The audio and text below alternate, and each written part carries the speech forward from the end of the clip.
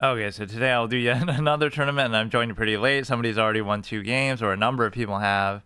So that doesn't mean they're on the win streak, or that doesn't mean they benefited from the win streak. It just means now the next game, right, they'll get 4 instead of 2. So it makes it seem like they got 4 just then, but it couldn't be, right? They win 1, they get 2. They win 1, they get 2. But now the third one, they get 4. And I think there should be one, like if you win 5 in a row, then the 6th game should give you like 8 or something. Like if you really win that many in a row. Not that I've typically done that, but no, these are kind of addictive, and I love the tournaments. But the problem is there should be a fixed number of game kind of rule. Like it shouldn't come down to who can win the most games fastest. It should just come down to who can win the most games, period, or who can. Even his performance in here is provisional. Even the site is saying it's sus. Like, what do you mean, dude? 2152. Like, how do you? Yeah, you're playing 500 consistently in 2 games above your level against somebody around your same level. But no, the point is that I wish there was some sort of restriction on that where it doesn't come down to the number of games you actually play. And the reason why is because that just makes it stupid. Like, oh, so it's not just about playing well and winning, it's about, oh, I'm in a rush and trying to win. The horse in this one looks really weird, especially the white one. Like its mouth is defined. See, this one you can't see that line, so it looks a little less derpy. You go here. Now you could unleash this anywhere you want, but it doesn't matter, right? Because you could have attacked this, but you still should be careful of stuff like that. Alright, so we could still do well. Again, I'd be happy if I just go undefeated. I play like 3 or 4 games. But no, there should be some format like that where, let me actually look up something that might tell me about that. Like, Lichess tournament, limit games, like limited number. I can't type for shit. Require more games for tournament play. I don't know. I guess it's not something that people would really care too much about, but I think that being a dynamic in the tournament is kind of dumb, and I don't really think it's something that people actually do. Like, in real tournaments, there might be some that are done like that, but I feel like most of them are just, you're playing like a fixed, oh shit. You're playing like a fixed number of games. I might have actually blundered this because you might have trapped it, but if they go there, I would take, they would take, they would take, I would take, they would take, I would take, they would take, I would take, they would still take. Let me just make room for the knight anyway.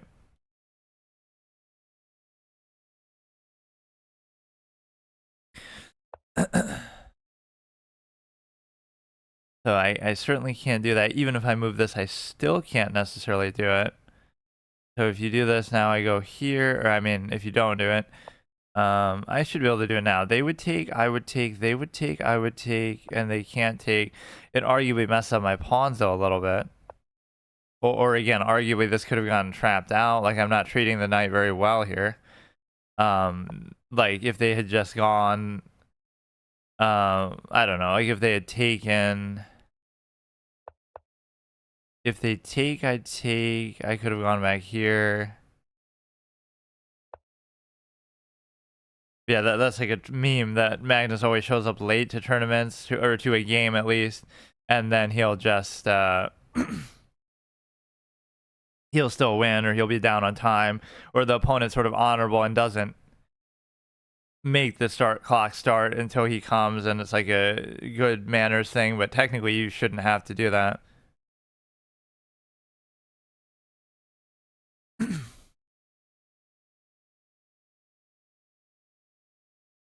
We get to look at the beautiful 5-mana 10/10 from Magic, which kind of blew my mind, playing off the meme from the 4-mana 7/7 that was such a big deal.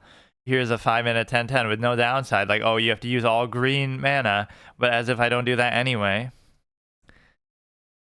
So let's concentrate here. You pin that down, which really makes no difference at all. I mean, it's just not even important. Because, yes, you're double targeting this, which I still couldn't even do. But at least that frees it up now, and then maybe I'll do this. This could be a little dangerous, though, because you might make like a double diagonal later and actually be able to take it. But yeah, the knights are presenting something that is very annoying. And what that is they're basically just getting in the way and potentially getting trapped.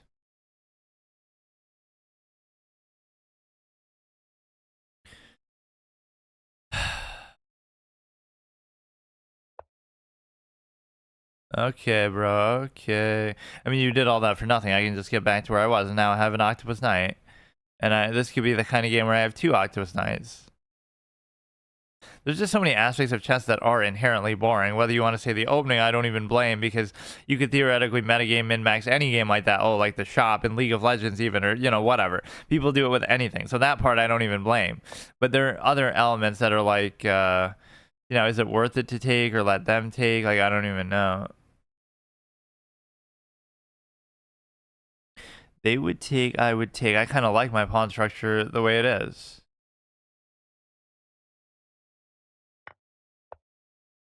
Right, we got the V shape. If you do the en passant, I can easily take. Everything's covered. You take, I take. You know, you can kind of min-max metagame anything, but then what gets boring is the fact that you get a lot of these stale repetitive positions that eventually you have to break through and be good enough to do that. And I'm not denying that, but you can't use ability as a benchmark alone and say, oh, in order for this game to be good, you have to be good at it. That's not really the point, right? You could overcompensate with that, with anything, right? You don't say that, yeah, you need a couple AFK wins like this to actually get on a good streak. It's actually not that intimidating. The most somebody, I was just saying somebody's won only 1 game, or I mean 2 games, right? And it went up to 3. But like, so I could have already won at least 1, and this could be my second one, so I wouldn't be that far behind. And the reason why is because, you know, I joined late too, so it's not that intimidating so far. But then these games go on and on forever, and you might say, oh, that's my fault, but I would love to see how that makes sense, because it's a case where you just, I could be playing perfectly, but it doesn't matter. Like, you're gonna have to break people's spirit and make them resign. I was wondering what would break first, my mouse or my, I mean, I would take this without hesitation. I don't care. I'll win off the strength of my V-shaped structure alone. Like, you just can't handle it, dude. You're only a 1600. This thing holds up against 2000. Like, who do you think you're fucking playing against, dude?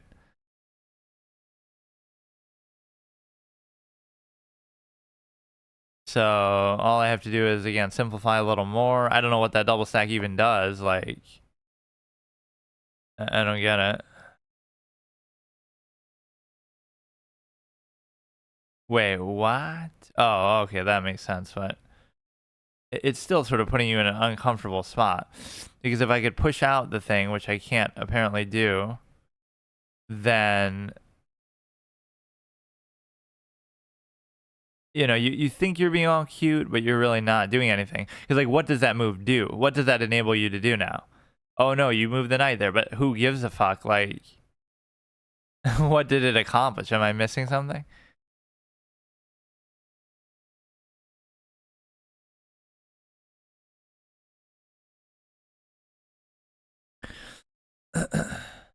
Yeah, spot. Let's do a Where's Waldo type of thing. Spot the horse on the thing on the screen. Oh, but I mean this horse, haha. So it's a trick question, not the actual knight. I hate the fact that it's called a knight too, above anything else. Like, it's just so dumb because it has no value in the game. I don't know. Like, it's a horse. You see the horse. You can look at the horse. So this is a little bit annoying. I probably should take that, to be honest with you. Right, like, I don't know what impact it may or may not have. I have the Darksphere Bishop. Like, you could say, oh, the Bishop pair, but, like, that Knight is going to be good. Right, Octopus Knight is going to be very, very valuable, and so... Okay, dude, which one do you take with? The V-shape stays intact. The point is, like, you can't lose. This is my greatest thing in chess. I create these situations where you can't lose. You might not win, but you can't lose. You cannot lose this position. I don't care who you are. It could be your first game ever, last game ever, GM, clown, 500. Like, just look at the positions that I create consistently and realize that you cannot lose them. You won't necessarily win them, but that's just, oh, that's the fault of the game. That's what GMs do. That's what, you know, whatever. That's what better players do too. It's just inevitable with how the game works. So we're going for trades again. We're playing and try to understand who you're playing against. Once again, this guy is unaware. He should snipe me, watch my stream. Like, it's no coincidence that the bishop color, the V-shaped structure, is a different color than his bishop. In other words, his bishop is basically fucking useless. So I should win on that token alone. Whereas I guess he's sort of done that too, but whatever. Like, at least mine was such a deliberate exercise that you know, look at it. Like, you just don't get it, do you? You just don't get it.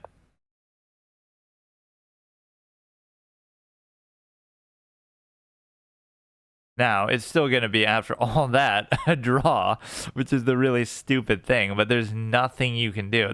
This is it. This is my, if you want to know me, what defines me as a chess player, this is it right here. Like, you can't beat me.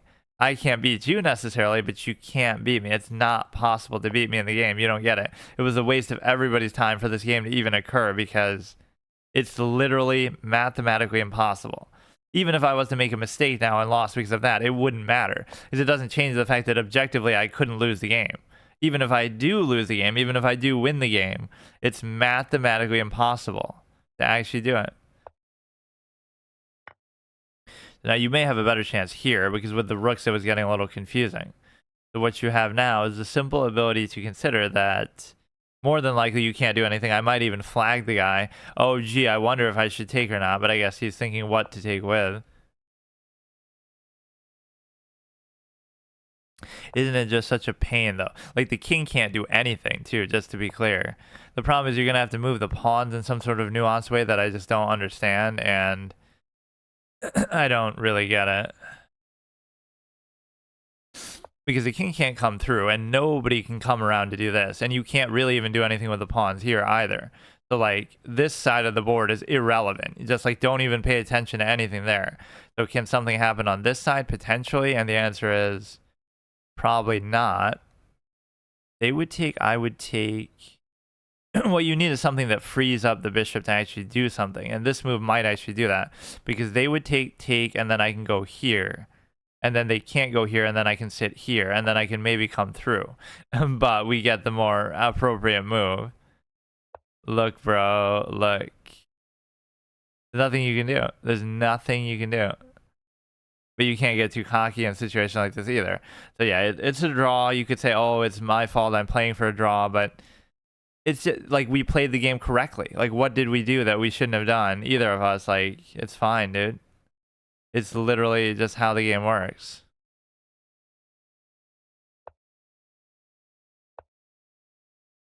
It's so stupid. Now somebody will want to sack a piece or something to try to make something happen, just because it's not because you feel like you have to, but just because you don't want it to be a boring, shitty fucking draw. If you take, I mean, I'm not gonna do it. This is the discipline you have to have. Just realize chess is a boring game inherently and just deal with it. And you play it actually the correct way. See, this is why low-rated players don't get it. Like, oh, why are you so bad at chess? This is why. This game shows you why. You could play like this if you really wanted to, but it's just boring and stupid and you don't want to. That's really what it comes down to, right? It's not about ability at that point. Anybody can just play like this, right? I mean, it's so stupid. Although as black, you're at least a little more validated in doing that, because you get to... why is he taking so long for these moves anyway? Let's try to exhaust every combination so I can potentially flag him. Oh shit. Oh shit. How did he get through actually?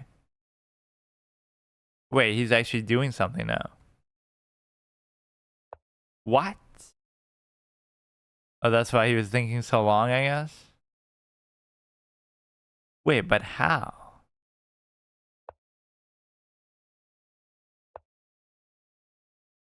What? I'm talking all that trash. How? Wait a second, bro. What? I guess you just had to not let the king in. This is what I mean, to the instructive nature of the game at work here. Like, that's okay, because like if that's what the outcome is, then you know what I mean? That's fine. Like, you can have it because it's just how the game works, I guess. Like, it's boring. I'm better off, you know, I'm fine with that, because if that's really what you want, I'd rather still see an outcome.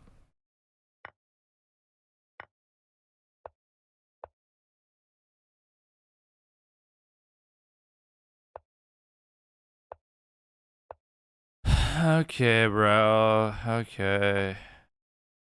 I mean, I'm explaining how it is, and then I'm even trying to drag it out with the threefold repetition aspect. Like, let's try to not get one when clearly that's what's happening.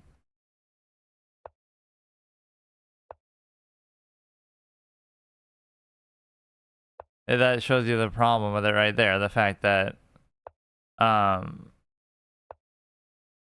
you know, it's just the boredom factor. Like, I could do that anytime I want, but what would I have gotten out of it? Oh, I drew somebody, so who even cares? Like, why? It doesn't matter. A draw is as bad as a defeat anyway. Okay, I don't care, man. I was kind of getting too confident of it, but literally you didn't have to do anything. Or you just stop the king from coming in, and that's it. Like, good on him for coming up with like the only possible sequence of moves that you could possibly ever do to do that, which is actually like, I can't even explain it, but it's fine. I mean, the will to keep even trying to look for anything at that point is interesting nonetheless. Old style.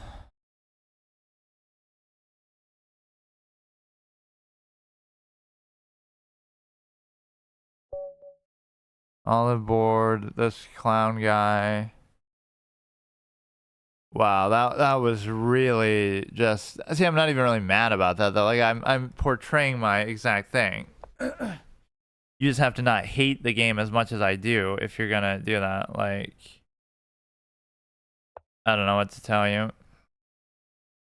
And frankly, it doesn't matter that much to me, but you have to get used to, oh, okay, dude, okay. You give a check there. You give a check here, I guess. I always forget what you're meant to do here. If I do this, you can't even give that check. You could give a check from there, maybe.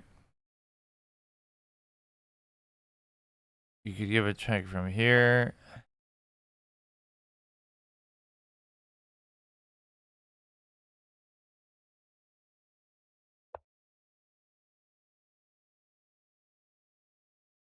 All you have to do is bring this dude out here, and then I can just chill, because I get to,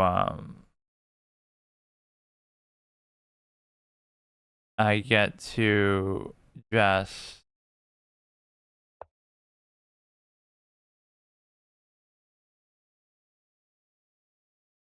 I get to probably, you know, do a pseudo castle there.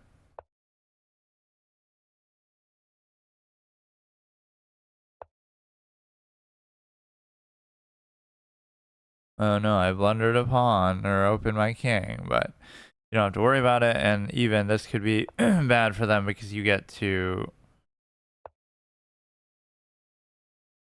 create all these kind of threats that are able to win you the game. You know, at least give me a quick win to make up for the last. Yeah, no thanks, bro. I just took a draw last game. Didn't you see how much I love draws? Or like, you could do a take back as well there. See, that's the way you got to beat people to get on a good win streak, because at least it saves you time. So if I had won those two, I would be at, I don't know. I kind of want to look at that last one. Like, that ending is something really mind-boggling, that you're even able to do that. I don't get it. Like, how do you even allow that? I don't get it. Like, just don't move the king. Like, he took like a very long time on one of these moves too. As if he was thinking about it, but it wouldn't have mattered. Like, it just the only thing is don't let the king get in there. The flirting guy. Okay, go here, go here. I don't know who some of these things even are. Like, this is some meme set, but there's the one that looks like the Wiz from Seinfeld.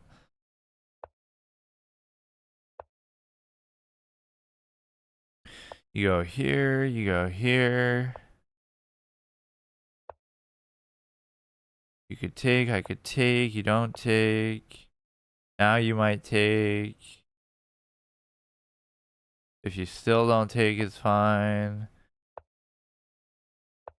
I like doing this one, but it doesn't end up actually working out too well. Where like you think you're gonna do something, but it is a little bit awkward though. You could force him to go back. You can take the bishop wherever it is, and then you can also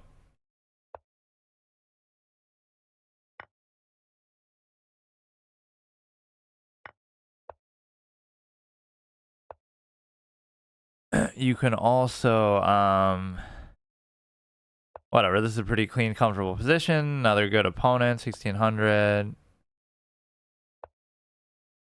That's what I mean, though. If that guy takes pleasure in that victory, that's fine.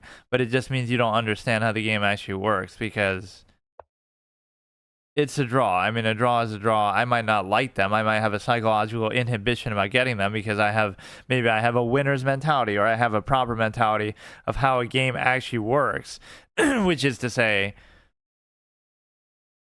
there should be an outcome in the game the majority of the time, unlike in chess where that's just what you can do every single time.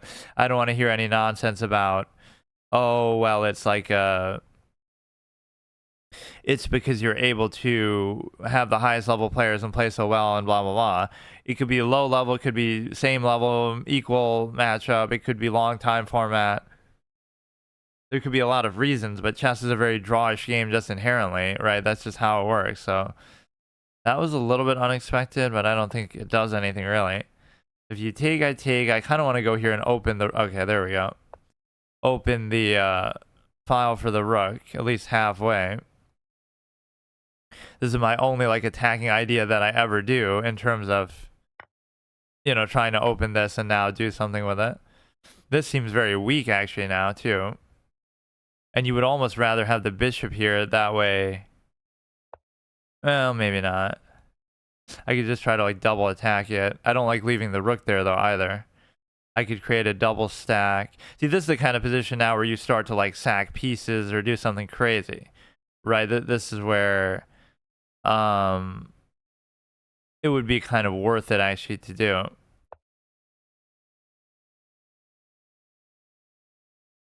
Which is exactly not how I think, and I never play like that, but you create the double stack, you know, you just open that, and it might be some kind of mating sequence. Okay, that's fine. Now if we go here, they would take... No, I don't like that. You gotta just move that stupid knight. Because if you get rid of that, you're already hitting this, and so I could go here. They would take, I would take... But it still doesn't do enough. This, you're not really doing anything with. It might be worth it to try to open this, but that poses all kind of other problems too. This would be good, but I don't trust that with the rook. Like, what if I pull this back and then I do it? Then my queen's in a claustrophobic position, because now the rook's gonna get trapped in some kind of stupid way. And also this I don't like either. Although their pawns are starting to get a little messed up, right? These two are disconnected completely. So now you have... Let me pull this back and try to figure something else out. I'll bring the knight. See, one idea doesn't work, but then you still kind of create some other problem for them. The only position I don't like is the position of my queen. It's completely weird now just because I was trying to go for that double diagonal.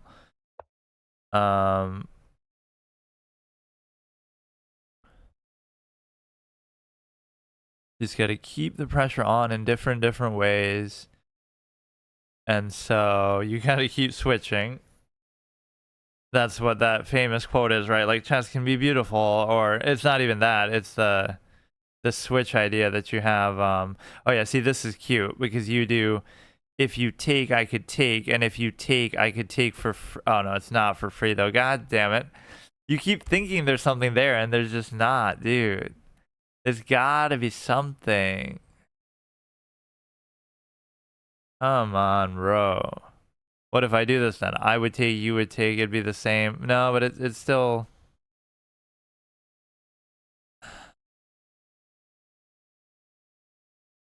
You look at how hard it is to actually attack or do anything, man.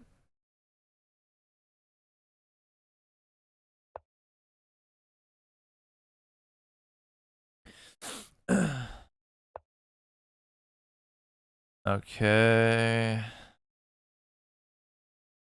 I'm gonna end up trapping my own queen by doing this too, I bet. There's nothing else they can really attack me with. You're attacking two knights that could be potentially uncovered. And the reason why is because...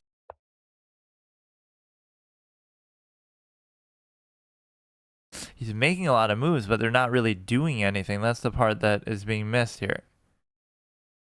None of these moves are actually doing anything.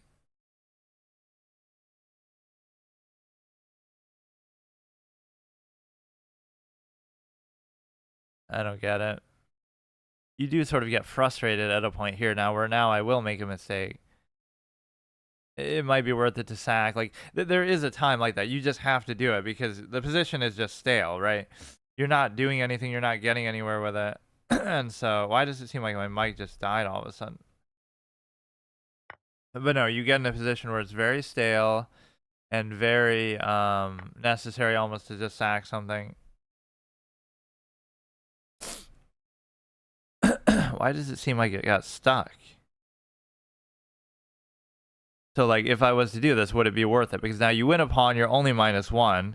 And if you do that, then you're basically able to open up something that could be good. So a lot of it comes down to this diagonal, which I can't really take advantage of. I could go here. They're hitting this. They're hitting this.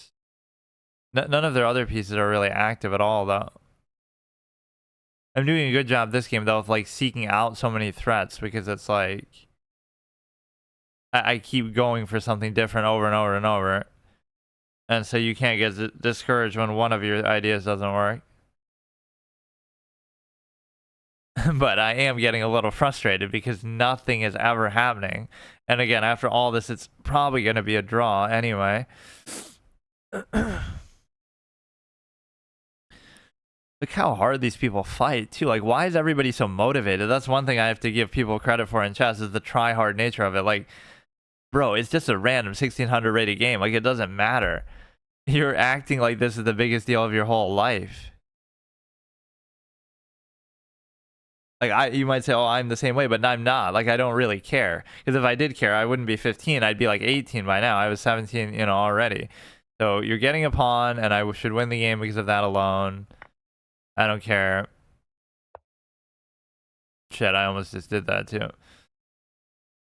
Now I'm gonna somehow get trapped, or he's just starting to throw, or I'm starting to potentially throw. I kind of wanted to give a check here, but I actually can't. Let me see.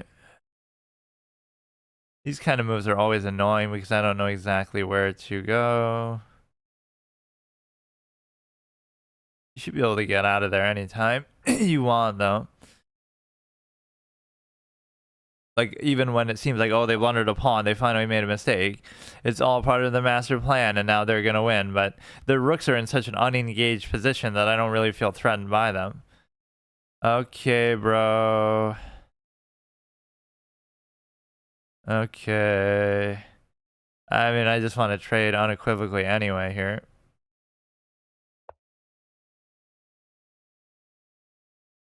So even if you don't trade, I'm putting a certain amount of pressure. Okay, fine. That should pretty much settle the game right there. Even though that could be a little tricky, they're going to hit here.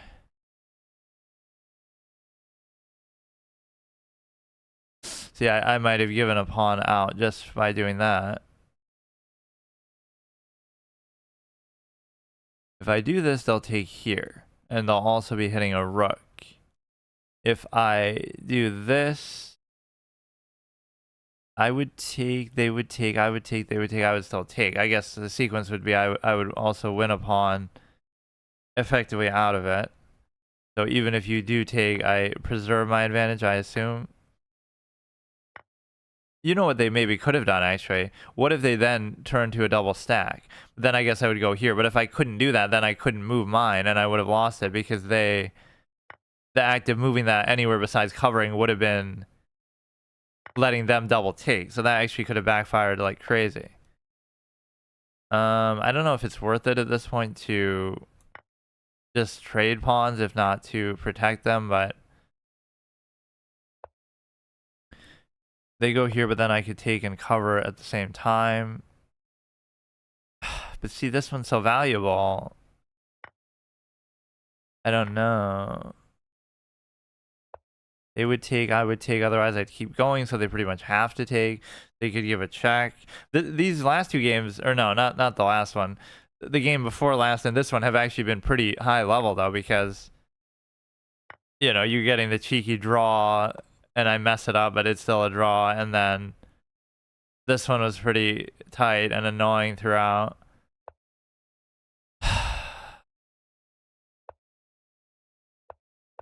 Oh, he should have come out the other way, I guess. You should just be able to easily promote this. I don't know what else. Like he would have come and tried to attack it with the king, and I actually wouldn't have been able to stop it, so then I'd have to switch sides again. Like, this will be the instructive attacking game of my chess life. Not that I really attacked or did anything that well, but like I kept not getting discouraged and just attacking something else and changing over and over and over, and it's like I didn't really enjoy it, but you know, here if you could give a check, you could actually do something. But no, what am I going to have to do now? I'm going to have to bring my king all the way over, all the way across the board just to do this. This is what's so annoying. So even after all that, it's not that simple. Like really, what am I supposed to do here? Now he'll start, but I guess he just can't move the thing altogether. If he moves the rook to try to take a pawn, like go ahead and do it. But then I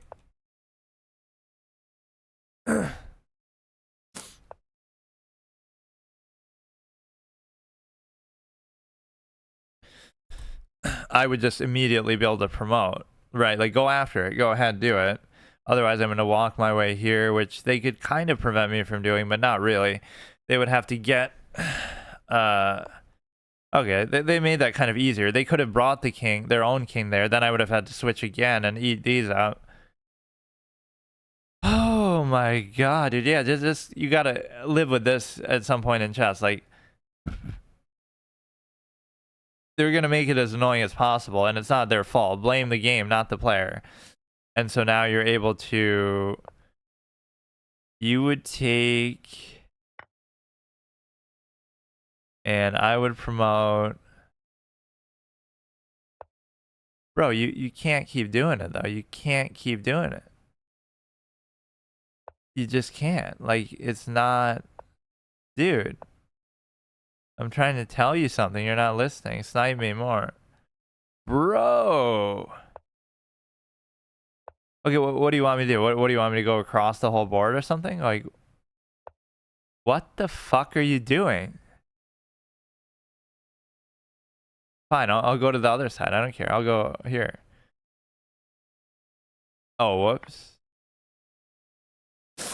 Well, I guess that's my weakness. You can really piss me off if you just... Yeah, that's okay, dude. That's okay.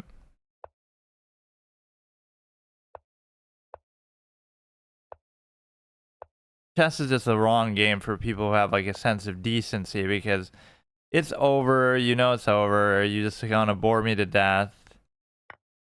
And you don't even really have to, because that's just the job of chess itself.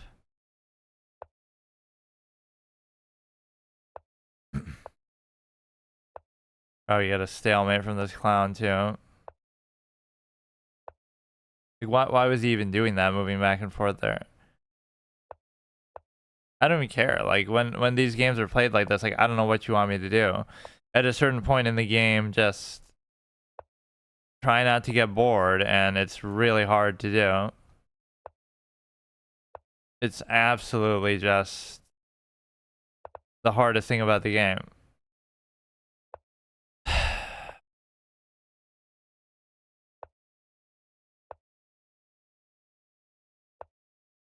That's where maybe the streaming talking part does bother you, because you're sort of like doing negative manifestation, that like you're getting so confident and saying something that is like, oh, it's over, and it is over, but then you're making it too much where you stop trying, right? Because you're able to just assume the outcome already and stuff like that. So yeah, I'm not too sure what the point of this session even was, but it was like two pretty decent level games. One which was objectively a draw, one which was objectively a win, but again, I'm just not interested in playing, so you can't do that. Right, you can't force yourself to enjoy a game that you just don't enjoy. With the whole boring, completely nonsense aspect. I mean, I'd be better off just making a new account and just going for a provisional thing at this point, because I don't know. The problem with it is it's off the back of such a good stretch that I had, where it makes you think I was on track to get to 2000 maybe without studying or doing anything, but now it's like the boredom factor is just too great. So like I just don't care, and I'd rather just look at and miss that too. The boredom factor is too great, where like I'd rather either study, that'll make it more interesting, or I would rather just not even play, but I don't care.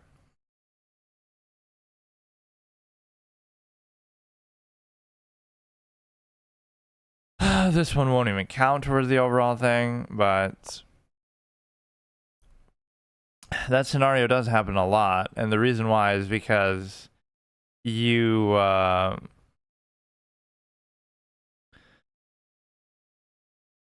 you'd be in a position to you can draw any game if you want, but you don't, and you find it boring, and I don't like the misframing there in terms of ability either. Like that is a very frequent occurrence, especially over time, like where there's so many, probably hundreds of games that I lost. Not saying that I would have won them, although there's a number of those that you might just not, convert the win, like whatever we just did, but where it would have been a draw, but I didn't want to draw, even though it's objectively a drawn position, etc., etc. But you just like, I find it boring, I don't want to do it, and then I end up losing. So it's not a approach thing, it's a principle. Like I don't want a draw, so you know what I mean? Like it's no other way to explain it. Like you just don't want it to happen, and so you're going to try and do it some other way that just isn't valid. I don't know. It just shows you just disagree with how the game works, and you just don't want to play it like that. So here you have a couple good options. I kind of want to create a double stack.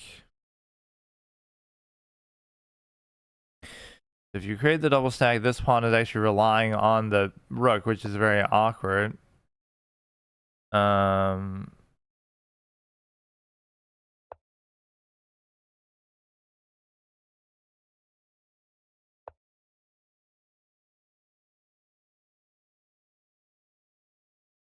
I guess it's no longer under attack. The light square bishop is in really a bad spot.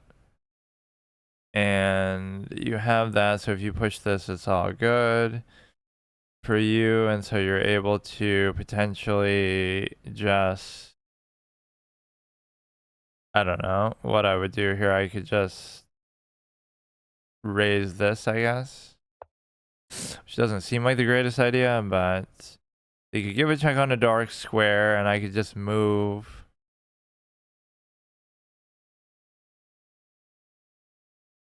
But no, it's those moments that are my weakness. When you think it's a draw it. When you think, oh, this is a very fitting one to use too around the end of the year. This is like the last year. They're talking about Elden Ring in the last year and this year. They're fucking obsessed with Elden Ring. So they take. I mean, I could do it. Should I play this position where it's the rook versus the queen? I really don't want to.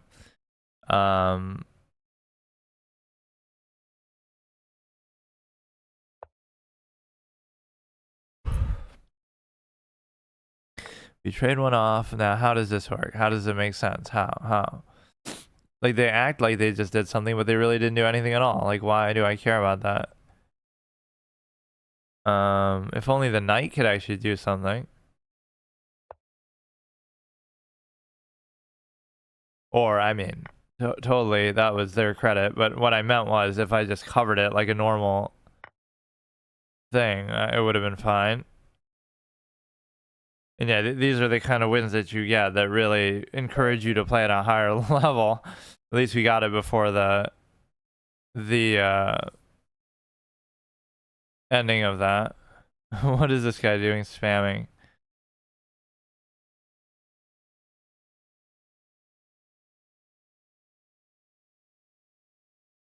No, I'm not trying to do that. I'm trying to hit this. Maybe we can get one more in here, which I don't even really care, but it's I don't know. They're up to 20 points, which means you would have had to win 6 in a row, which again, I've only played like probably what I would have ended off playing 3 or 4, maybe 5 if I came in earlier. This placement isn't going to be very good.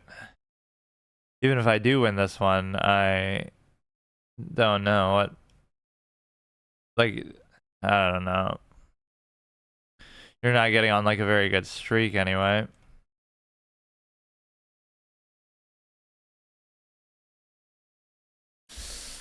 Come on, do it then. We only have 4 minutes left. You got a pair. You go here now.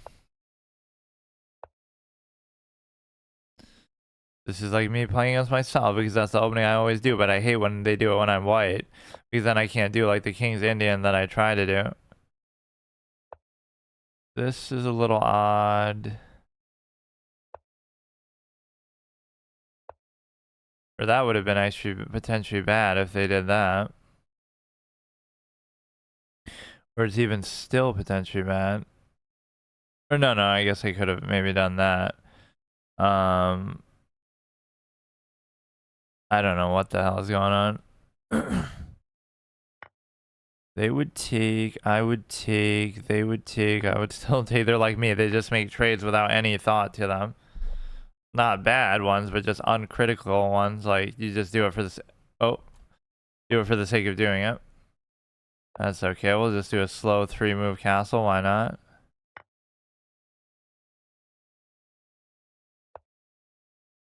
I have no idea what's even happening, but okay.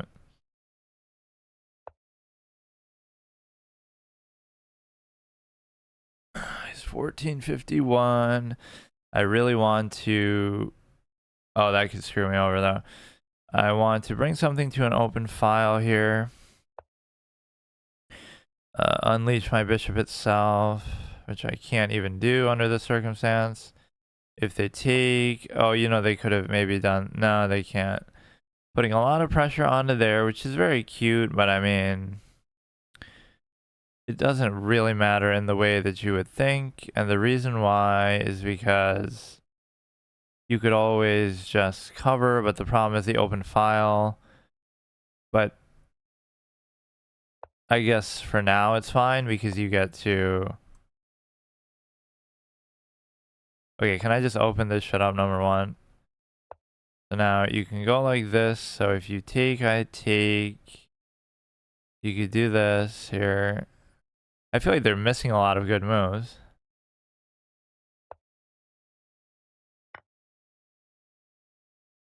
Okay, they win a pawn. It's fine. Okay, so what's the point here? Nothing's really happening. What?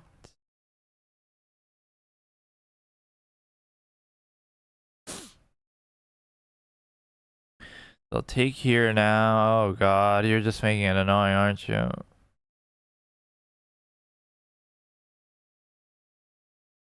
Alright, so we could just not save both of those, so I should try to attack one myself. I can't really even do. I don't know what's happening. Like, I just don't get it.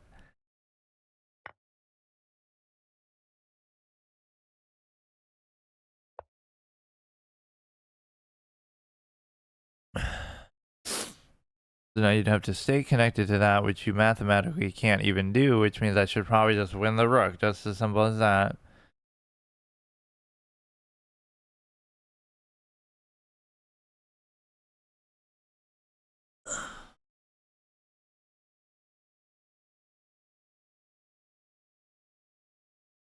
Or I guess the clever thing to do would be to then attack the queen itself. That way you have no, but even then, I don't know what the hell is going on. They take the bishop, I take here. They take another pawn. They're really eating the shit out of my pawns here. They move back to there. I can go here. They can take the other pawn as well. I feel like they could have dealt with that actually a lot better, but I'm fine with it. So we'll go here. They're going to keep pressing onto there. That's fine. If they take, I take. The problem is if they somehow get it there. I don't like that. Or wait a second. Oh no, I can't do it.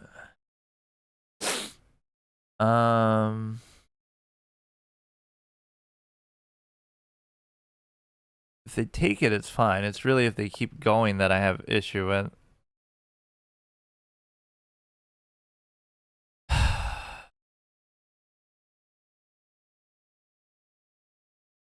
You might do that. Okay, that's also fine.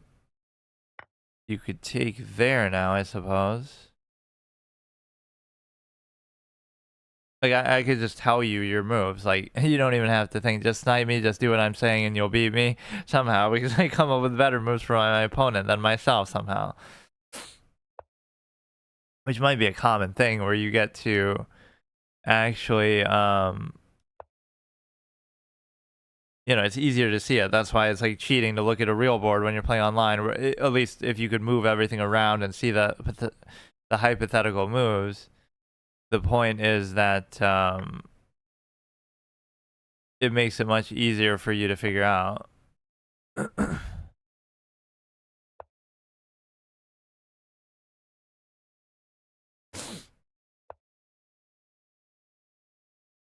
it gonna be made at some point here or what, dude? What? But how? Are you serious? Oh my god. How is it not made or anything, bro? Now my rook is totally out of the game where it's not actually gonna do anything. God damn it.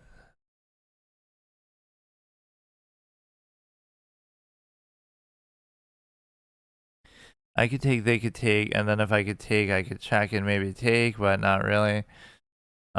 We could go here for now.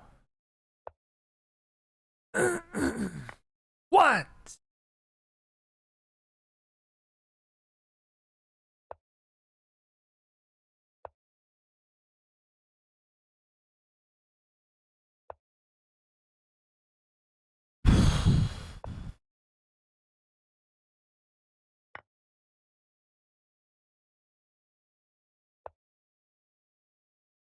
I mean, I could probably just give like an endless check chain and just draw it, but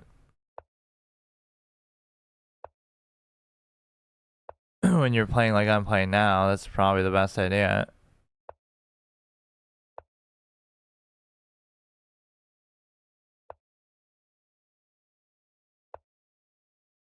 Fucking. Even then, he's only +1, so it really comes down to my use of the pawns here. If I... Sometimes the best thing to do here is just to push, like push with reckless abandon, and sometimes something good happens, because by the time they figure out or deal with it, you know, they've already lost.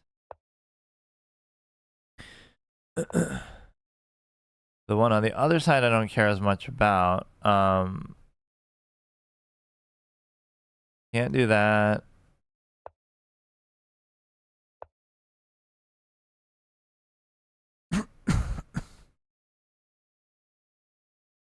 They can't really do anything there. Or no, they can do that. I don't know. They'll come, they'll attack this, or they'll come there, they'll hit this, possibly. But I should be able to start pushing these a lot more, I guess. And so, letting them take that is bad. You could give a check, but it doesn't do a whole lot.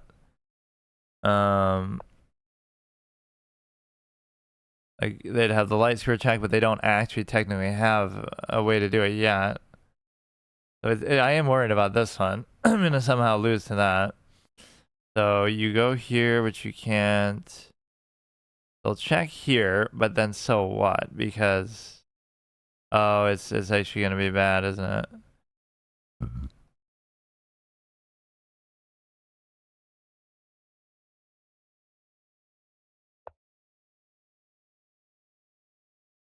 They check, but it's not mate, but they can do some follow-up probably.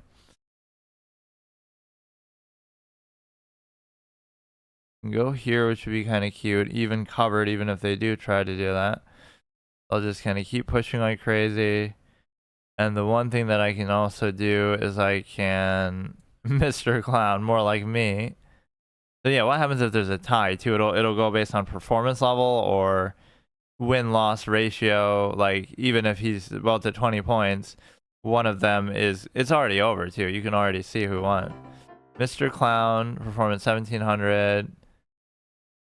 And this guy is 1864, 1737.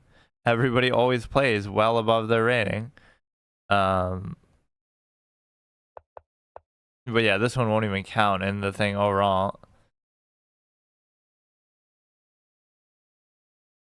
Yeah, that was a very depressing session. I guess I've just given up really putting forth a good effort, or I don't know what it takes sometimes for me to focus. Like playing every day is one thing, which I don't really even want to be doing, but just because I don't feel like I have time for other categories. So this is like my just trash session, that like category that I just do when I don't know what else to do or I don't have time to get immersed in something else.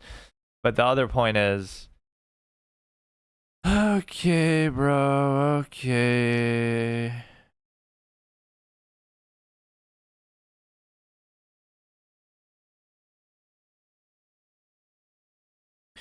Gonna be very annoying, whatever you do.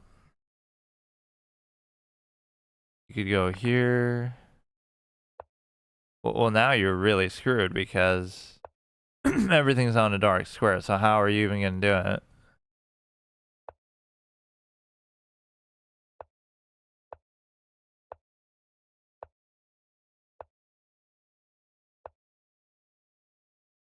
Now you can't use both, so you have to accept the fact that it's covered. You'd have to sack. Oh.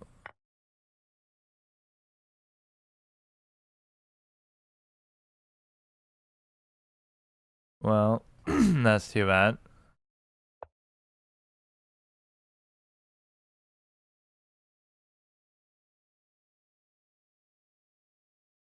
What the fuck are these positions that I'm coming up with? In a way, it's kind of amusing. Like I'm playing anti-chess and real chess, just, you know. I really am trying to do do it on purpose. It seems like and it's actually kind of impressive from that perspective. But no, 20 wins, 20 points is how many wins? Like 1, 2, 3, 4, 5, 6 wins in a row, and he was able to still play 7 games too. Now, is he going to play this exactly perfectly right to get the win with this? Because all we'd have to do is trade the pawns, and the pawn is on a dark square, and so it would still be pretty good to potentially do this, but I don't care, dude. Go ahead and do it. Let's just make this as excruciatingly long as possible.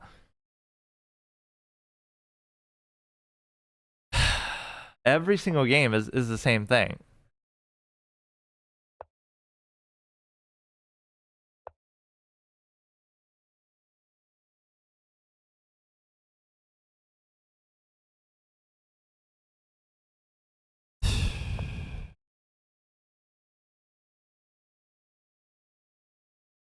We're like, I'm winning, or it's easily a draw, and then I just like lose interest and do something that's relatively obvious. That at least I'm not playing like that the rest of the game.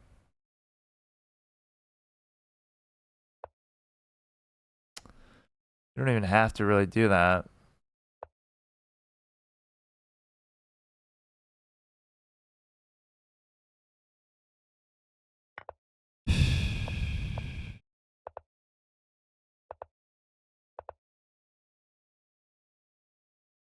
It'd still be a stalemate. We're not seeing those as often anymore.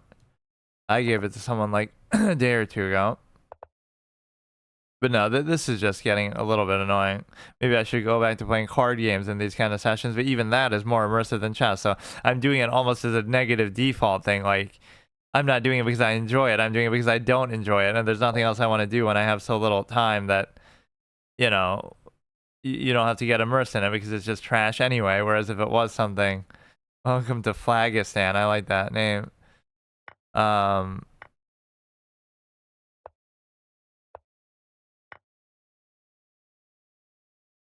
FIDE is a team on here, like really? Federation International de Chess, also known, I never actually knew that whole written out. I thought it was just, I don't know what I thought it was actually. I think I had some theory in my head of what it meant, but I didn't think it was that.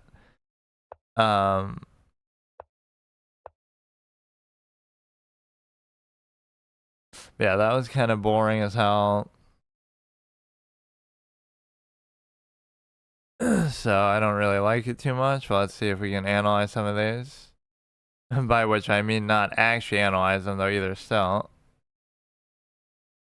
I assume probably up to here I wouldn't have done it. 1, 2, 3, 4, 5, 6, 7, 8, 9, 10, 11, 12, 13, 14, 15, 16.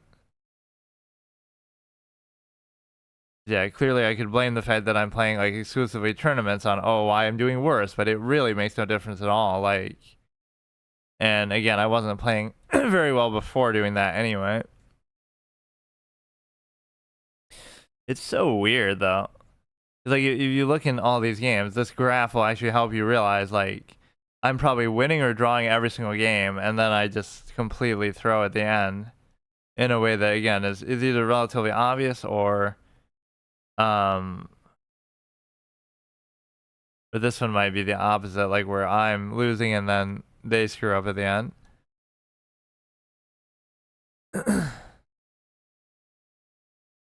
Oh man. What was my record even today?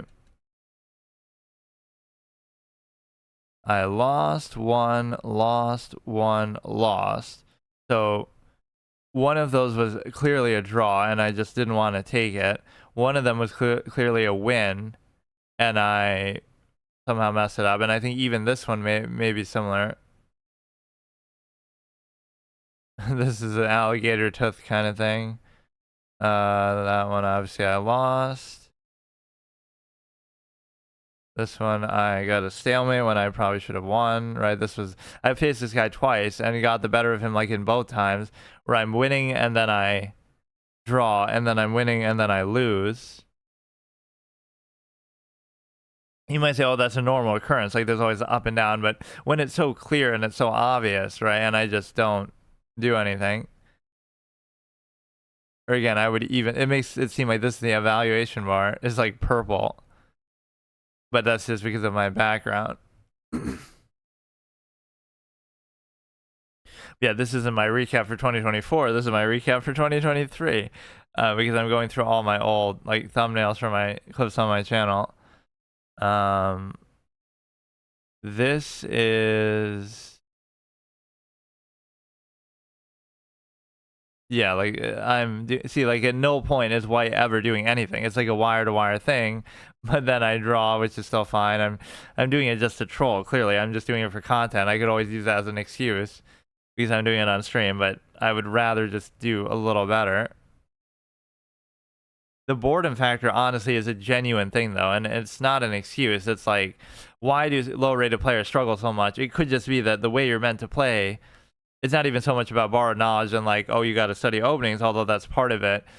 It's like partly just the way you're meant to play is more boring and less interesting than the way that you want to play instinctively. Like, oh, you just want to try different things, and I just want to do interesting moves and attacks and weird stuff, or hypothetically, right? That's what people think. They don't want to do some stale, rigid, kind of weird style of play that might work better, but this is also the same where it's even until the very end, then somebody just makes a mistake, or in this case, I would flag. I flag, but I also mess up at the end, partly on account of time, I'm sure. I go up to here, I'm winning, so how do I even mess that up? Like, I go out of position where now the rook can't... Like, these positions are so weird. Like, you're up a rook, so I could even sack the rook for it and maybe still be fine. Like, what if I just push mine instead? It probably becomes more like a draw then. Or not even. Well, why are you moving that? Why does that even matter? Oh, just because you would give the immediate check. Yeah, these have been some pretty pathetic games. Like, I would say I almost don't care, but I was trying to get to 17, back to 17 for a while, and then I just obviously lost interest. But I do like this little mini tournament format that I'm doing, like where I'm only allowed to play in tournaments, which again shouldn't make that big of a difference. But I'm obviously doing even worse here than I was doing before. But now it's starting to get a little monotonous because I just kind of I'm just not really trying half the time, so it's just like a waste of time doing something I've already done before, which is a pretty predictable process. Every time I hit like a new milestone, then I go on a bad streak afterwards, right? So you should always just take a break after, but then oh well, then it'll be because I'm rusty that I do badly after. Like, you'll hit a good thing, like, oh, you want to get to 2,000, and then you do, but then you'll struggle afterwards, right? Winner's burnout kind of thing, and then you'll go back to 19 or something. I wonder where Simply is now. He was always doing very well. He had gotten to 2,000 a long time ago, actually. Oh my god, I kind of hate doing this, but I just am very particular about, I just want to have everything analyzed so it'll show up in my insights or something. Which my insights weren't actually that bad. They weren't showing that I was playing like a super low level. That you would think it feels like I have been. Like my Centipon thing and stuff wasn't that bad.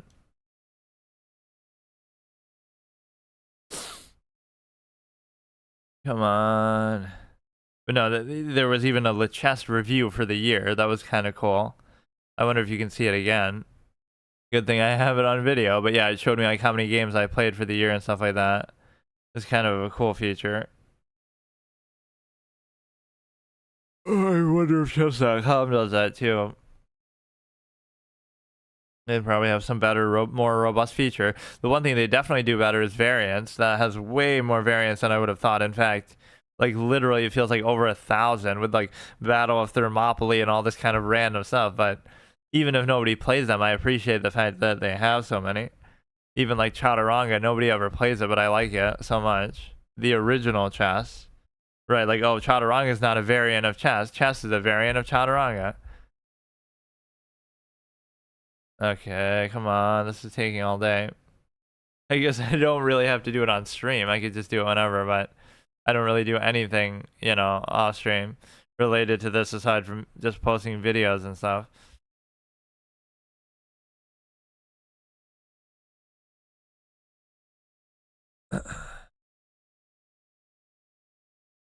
Okay, come on, come on.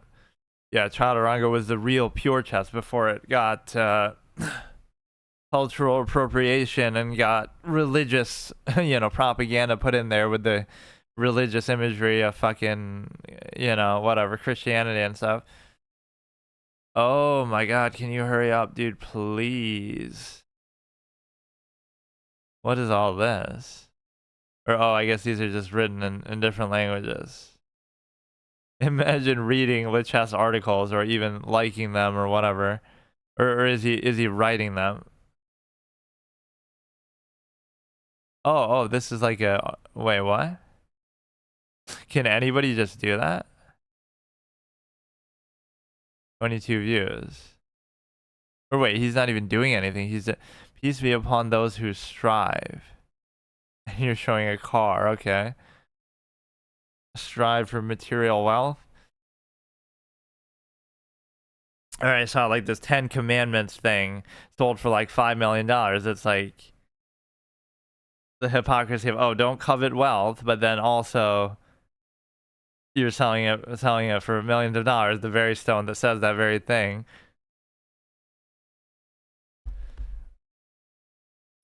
Like, wear a shirt that says something, but then wear a shirt that says end child labor in China, made by children in China in a factory. Like, there's always that meme, like somebody making a face that's very disgusted, and it says like, oh, when the child in China gets a request for another 100 orders of end child labor, or something similar to that.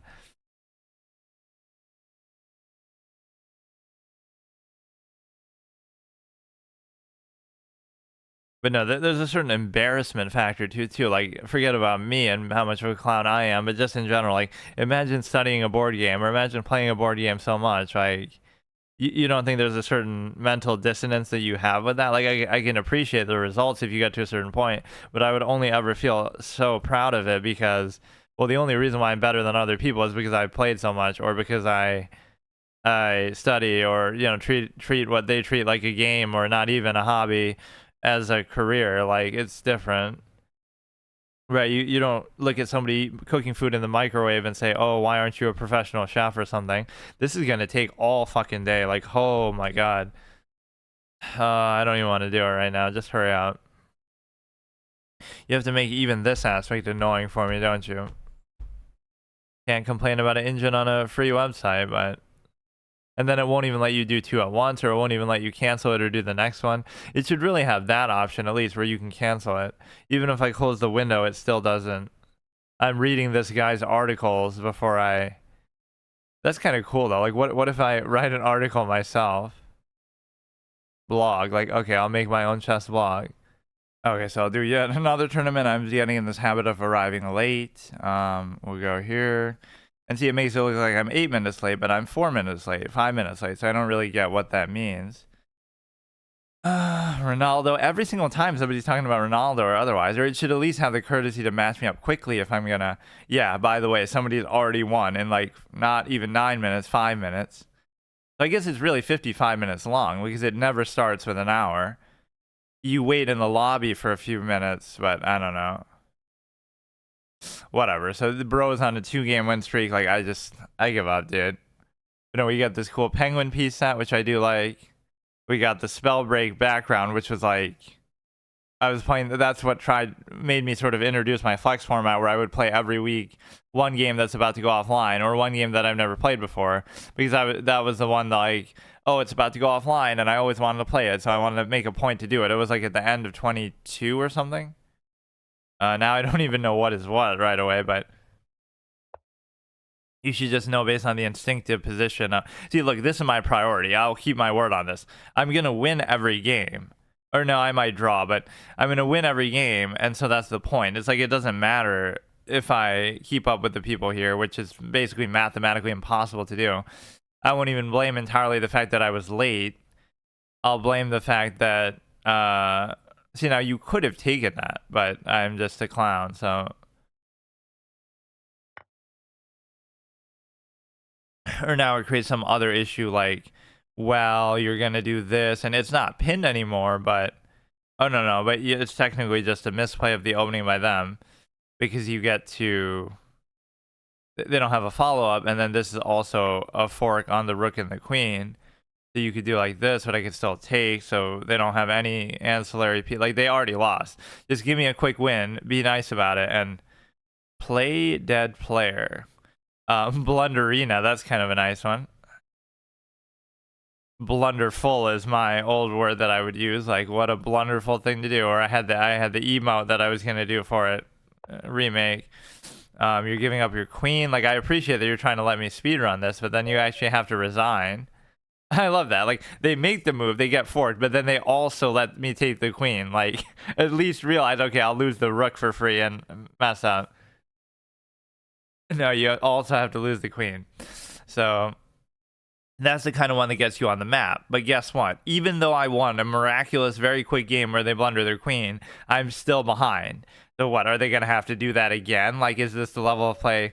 It doesn't even make sense because once you win a couple, you're going to be playing against better people like that aren't going to do that. Like, you're going to play against somebody like me who's going to make you wait for the full 20 minutes, either because I'm distracted and reading chat or slow clown, you know, giving commentary. But like, it's not going to be that easy. That's what frustrates me. I love the tournaments, but I hate that fact of it being a race against the clock where you can play perfectly and you're still, I'll win every game and I'll be like 15th place because I can't actually play enough games in enough time to do that. And this is kind of odd where you win a game, but then you still play a low rated player, but not really because it just means he was on a good streak. Like, he's just doing well, I guess. You want to open the light square bishop itself, and you also want to maybe stop the pin. Well, there's no pin. It's just like you'd just be attacking the queen. What you can do now is you can basically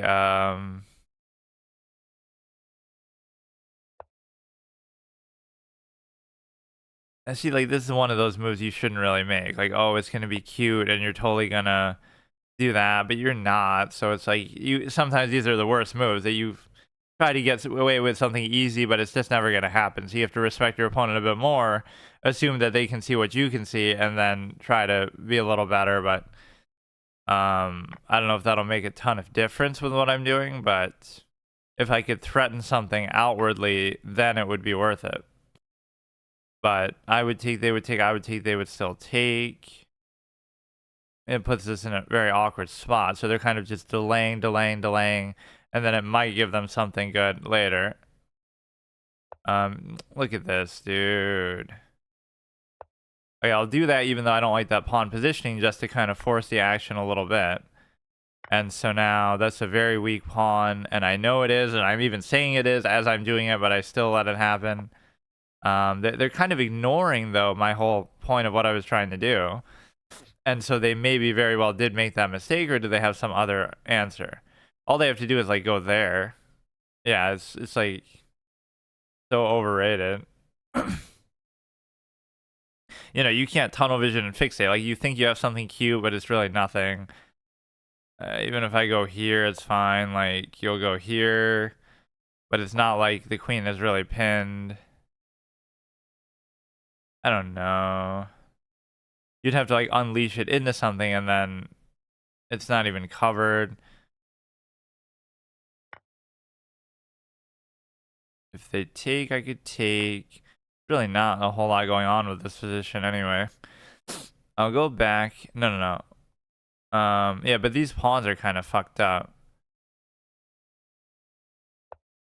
Yeah, see, I was playing kind of lackadaisical, just trying to force something to happen.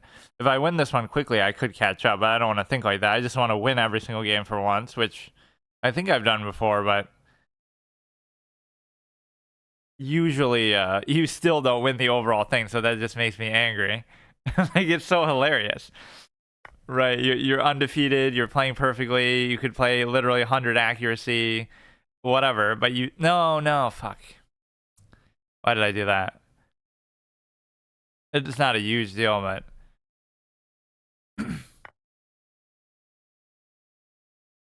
I can easily get it back later, but that's fine. Right, they're not going to be able to actually promote it at all. They won't even get there in time, like it's already gone. They would give it okay, dude, okay.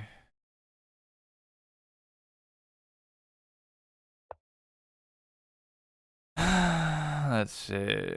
They can't really do anything with that, otherwise that could be potentially bad, so they can't even protect it, so it doesn't matter. These pawns are kind of weak, all three of them. These look almost like ghosts or something. But no, I love it's a penguin piece set, so obviously the fish is like on the crown of the king.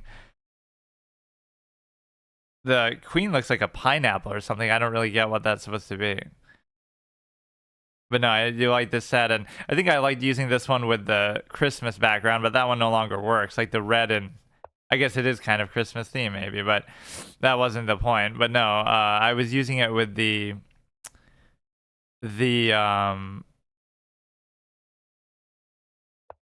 wait, is that actually something? No, but it's not, but it's like an unleash. But it doesn't matter because you would take what I could still take back after. No, it was like the red and green board, and then you had actually that piece set, but the board no longer works, but the piece set still does. You could keep doing that over and over, I guess, but I don't think there's a super good unleash for it.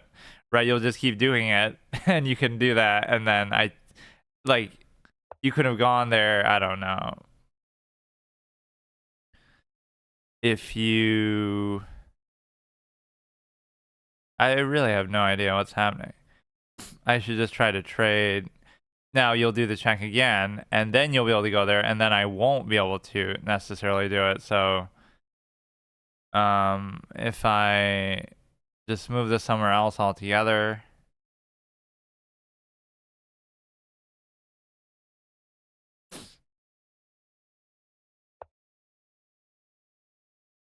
So it shouldn't change what's happening with the check once again. Or no, I guess it kind of. I mean, I could just outline exactly what's going to happen. The fact is you can't leave that uncovered is the point. Because that's the whole unleash that you could do. So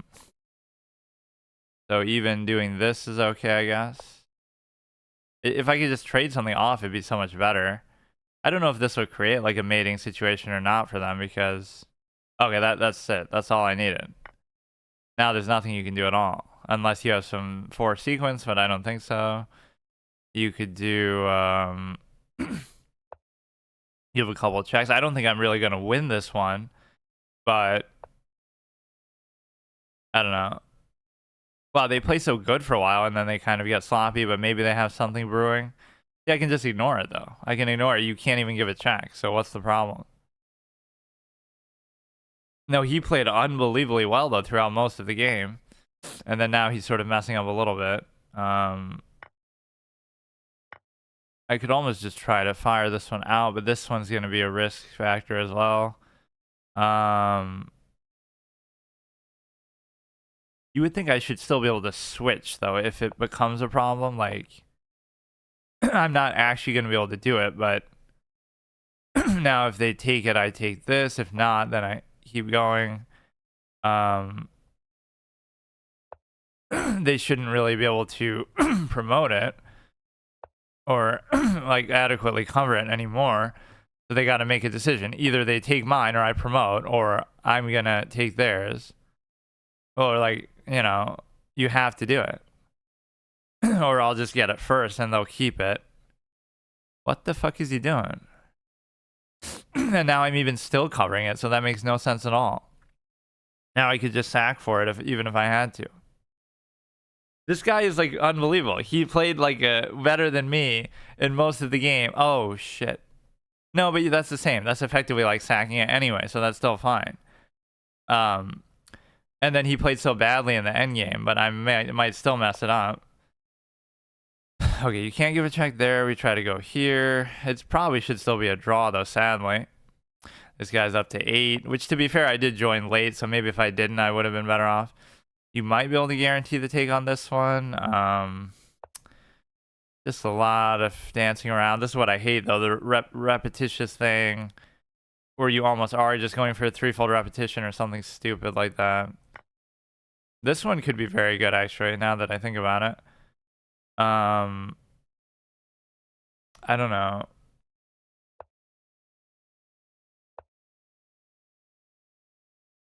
And his king is so close. Like, I don't know. I don't think this is really gonna work too well.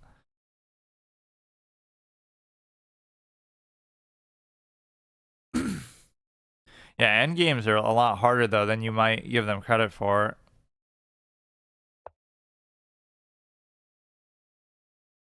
Damn.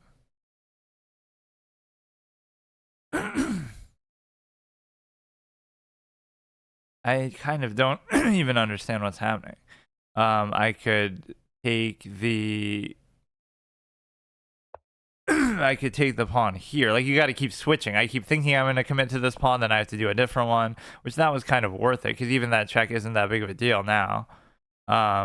It seems scary, but you go here and then you try to stop this with the king, and then you have the double stack as well.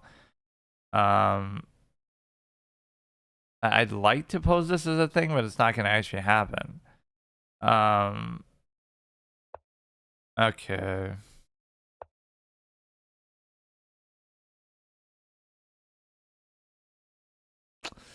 He's definitely a fighter.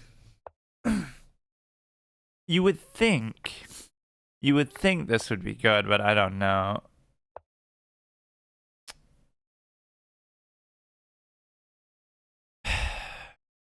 Fucking, I mean, it is a draw then, but yeah, he'll get that one basically for free though. You're better off just doing this. I don't know what you could do to win that. God damn it. Or now, oh, okay, now he's gonna be greedy and mess up because of that. There's no way you can make it not a draw. Like, you can't, for me. Like, it has to be a draw. I can just stay on that one and let him take both of those. You're so stupid. Why would you do that? Now, by the time you chase that, I can take this and then easily promote the other one. He's like me with a sense of honor that he doesn't want to draw, but you literally just threw the game. You got the little king opposition shenanigans you can do. Okay, that's at least good that we get a win out of it. So we'll be on a 2-game win streak. If I win the next one quickly, I could tie them at 8, which is not going to happen. By the time I do it, they'll be at 12 or something. You would think, like, oh, everybody's not always going to win every single game, so the win streak will be adjusted. Like, they might be at 8, but now they'll lose one, so it's not as big of a deal. Or I got to not get a stalemate, which is not hard to do, but I sometimes just don't think about it. Or maybe I just did it even. Oh, don't tell me. I thought you'd be able to do something else with it, though. Are you serious? Oh, and I even lose 4 for that? Whatever, bro. I don't care.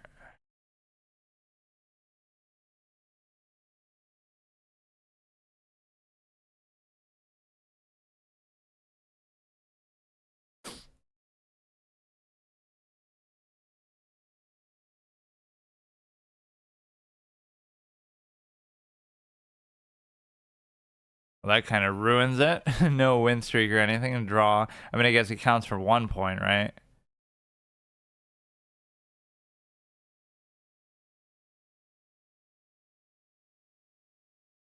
All right. The biggest weight is just in between games, too. But the point is, I effectively won it. Maybe I didn't deserve it because he did whatever he did in terms of, you know, it should have probably been a draw. He played pretty well.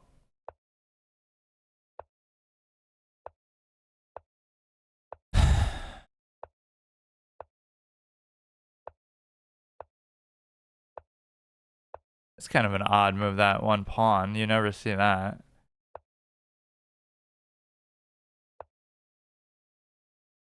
Okay, just go here, just play quickly now. I'm gonna rush and lose because of that, or like I just rushed and got a stalemate. You could raise this, we could take something. The knights are always just in the way. Do you definitely want to trade one off? I don't care, bro. Do whatever you want. Like, you want to play like this, just fuck it.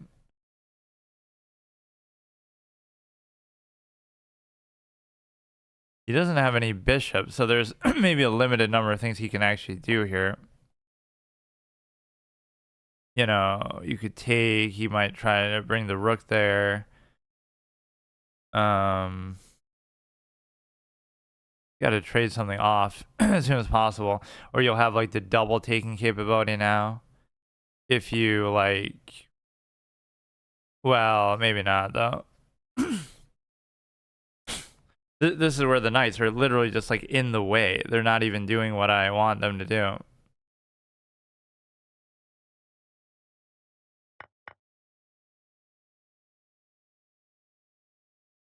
Well, it's not necessarily mate even, but it's just confusing because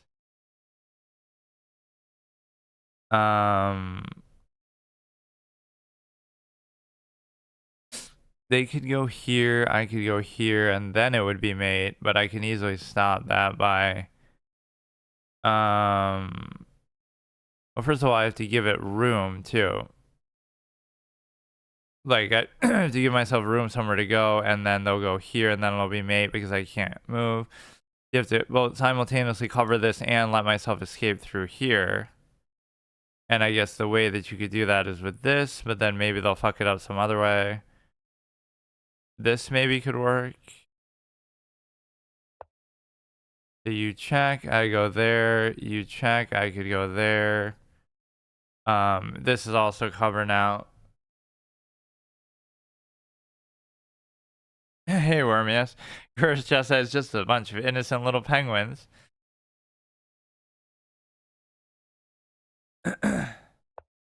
This one started off pretty badly, actually. But maybe I'm still safe. This doesn't work. Where else can they put the knight? Okay, they kind of at least gave up on it for a second there.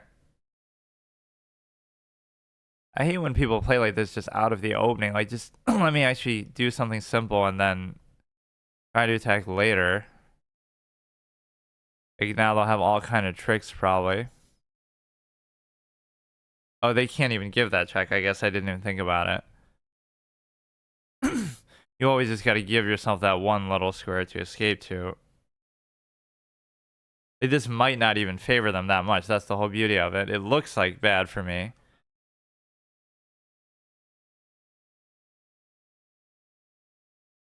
What do I hate? Like when they play this over aggressive kind of thing in the opening, even if it's not good, it's just like, you know, they want to try to do too much, which usually you should be able to punish them for, but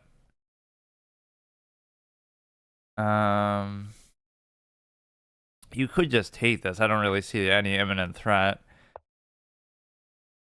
Okay, I'm just blind, that means. Fuck.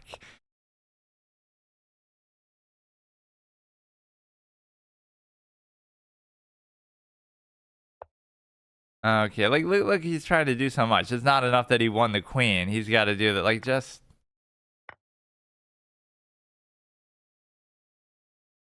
come on, bro. Like 1600, you're not even that good. But yeah, it always triggers me. Like they act like they know what they're doing in the opening or something, that they want to do something above and beyond.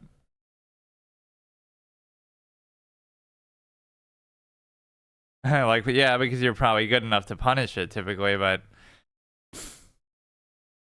sometimes you just want like a simple thing, just play simply, and then you can do something later on.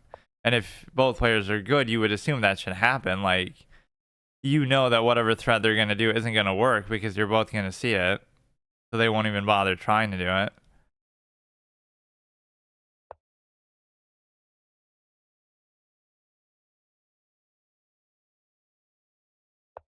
Like playing the black side of the fried liver.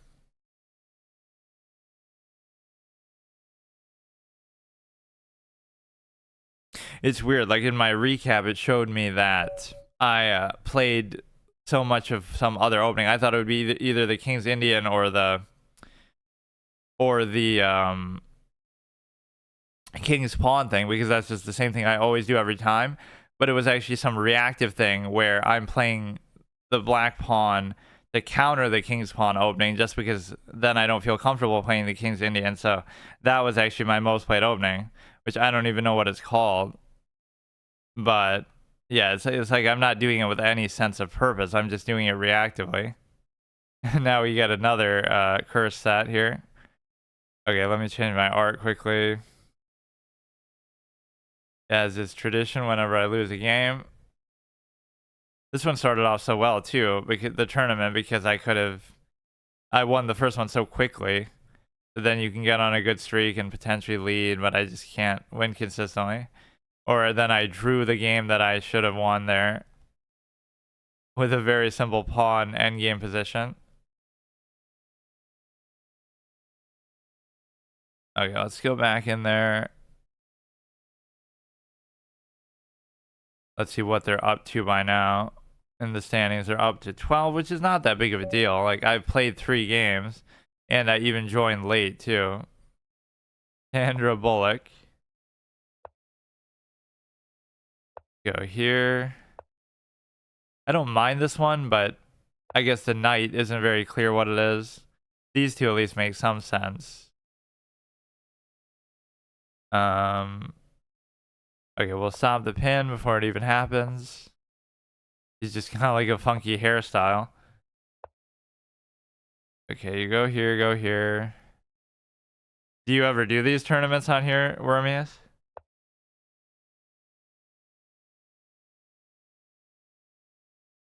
I never knew how often they happened. I always thought it was just like a rare occurrence, so I never even bothered looking for them, but they happen like every day. Oh, do you ever do the tournaments on here?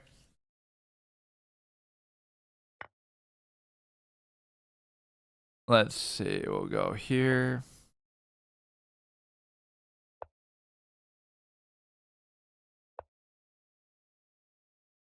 It's pretty fun, aside from the fact of just gaming the system with how many games people play.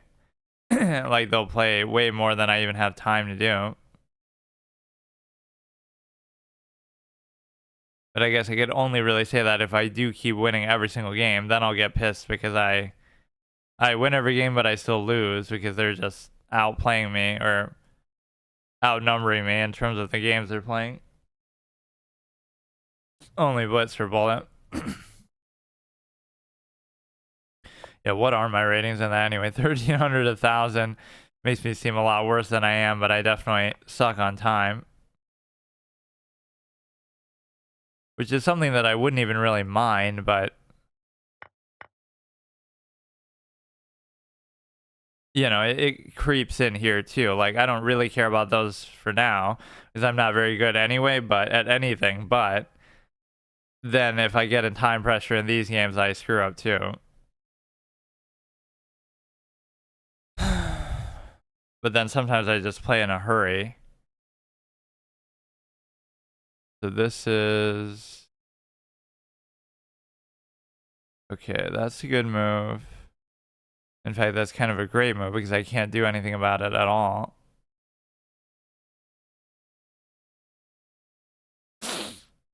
Right, like this move is really bad.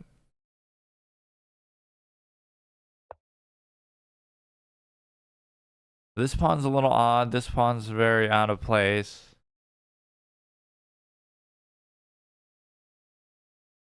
Don't beat yourself too much. Yeah, I'm on an unbelievably down streak in terms of I was at 17 something, so I don't know how the hell this happened. What is he even at right now? He was like 2,200 before or something. Yeah, he's so... Like, what percentage does this even show? 98.7%. And then you're getting into the realm of just titled players anyway. 2 players, 3 players. Oh, well, what about, like, on chess.com, you see people, like, over 3,000 and stuff. Maybe not so much on Rapid. So maybe this isn't as inflated as I thought. Because, yeah, you see, like, 3,100, 3,200 for some of the top GMs. Or I guess this could be that still. It just says 2,800 and up. Like, it doesn't even bother to calculate beyond that. I am still better than 58%, I guess. Okay, this is fine. Let's attack this. I really don't like this knight's position because I get to... This is a very strong thing, but they're not even covered there. I should have maybe done this, so you're kind of compelling a trade no matter what. So yeah, even by being 17, you're still better than like 75, 78% of people apparently. So it's not hard to be in like a very top percentile. Right, like being top 10% even, you know, you could just be like 1,800, 1,900 and you're already top 10%. So when people brag about that, it's always funny. Like even the Botez sisters would do that. Like, oh, whenever somebody's criticizing us, well, we're top 1% in the world. Like, yeah, but once you're committing to doing it like almost as a career or studying it for long periods and stuff like that, right, that it's not right to brag about the top 1%. Now it's like, well, you're only top 20,000 in the world, so you should be, you know, it's just a different category then. Like anybody who studies and takes it seriously should be like that.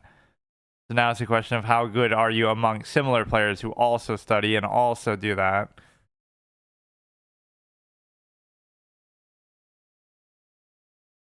Take the chess rating, subtract 1,000 and double.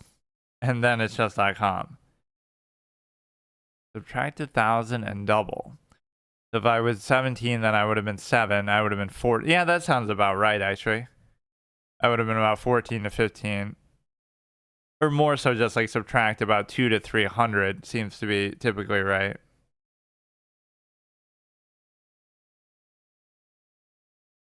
Let's see if that would work with other ratings though. So I give you 2,000.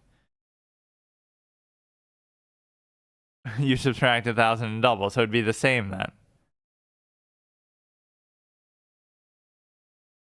Okay, he gave that up, which I don't know why really. I would take, he would take, I would still take. You could take this one for sure though. And then you'd lose a knight. Oh, don't tell me. Well, I guess I lose something, but I don't lose the game. Or you could check there, but then I'd still be fine. Or I'll lose another piece. What the hell is going on? They could give a check. I could block it. This rook ended up in a very weird spot, obviously. It's actually only a -2, though. It's not too bad. And I'm still somehow higher ranked in this than this person. You do see some, like, real-life tournament equivalent matchups, though, in doing this. Like, you'll play people a couple hundred higher, points higher, 100 lower that you wouldn't normally do, unlike the ladder, because in just, like, a quick match, just because it simulates that, like, you're playing based on how well you're doing in the tournament, not based on your overall rank or your overall rating. 2K is roughly equal, and then the chess starts being stronger, actually. Huh, interesting.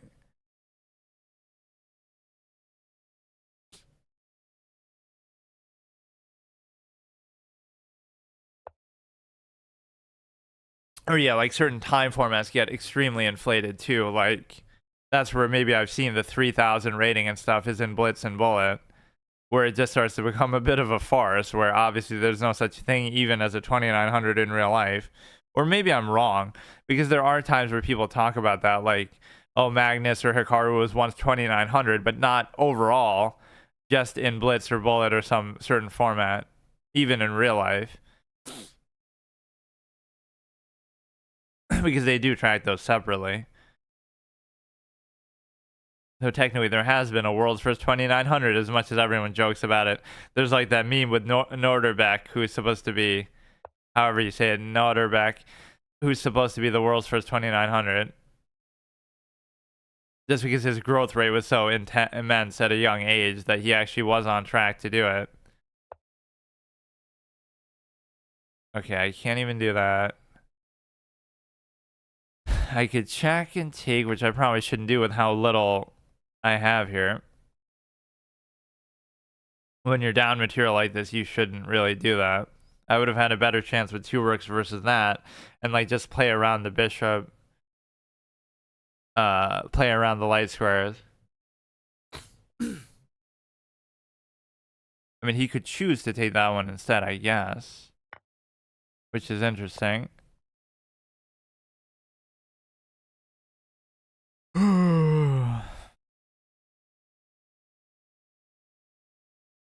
I think I can still draw this somehow, but my pawns are going to be a little exposed here. Even if I do that, like it's a sneaky play, you know, they just block it, yeah.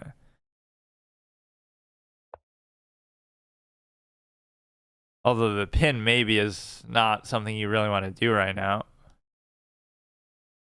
Like, oh no, I blundered a pawn, but the problem is they're going to give their own little checks now. And I can't really cover all of these.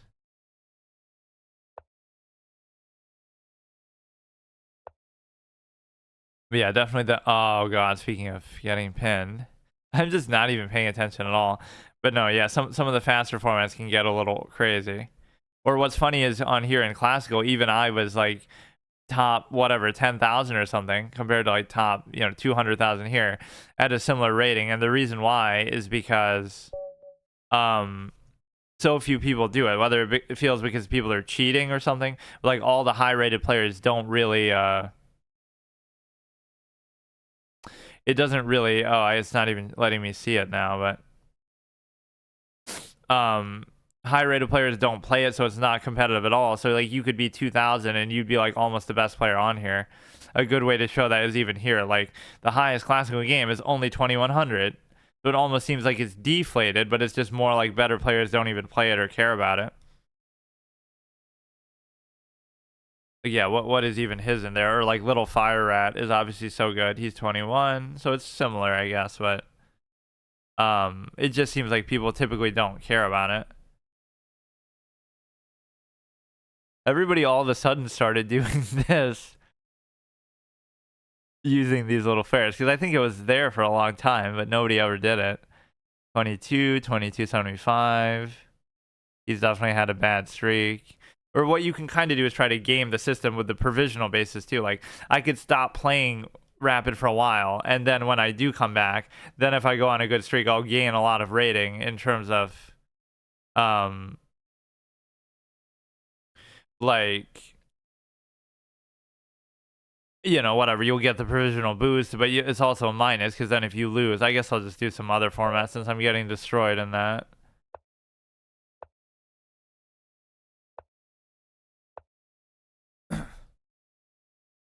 Yeah, I looked at yours, and also this other guy who's really good, a Little Fire Rat. He had almost been like 2400. He had like got to 2375, and then he sort of lost 100 rating. He's always online, but it seems like he's never actually playing rated games. Either he's just like studying or doing puzzles or something.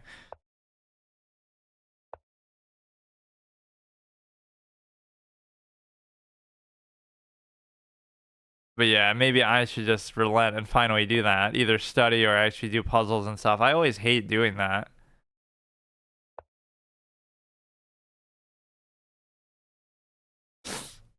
I don't know. I just feel like you should treat the game itself like it's a puzzle, but then I'm also too lazy to do that.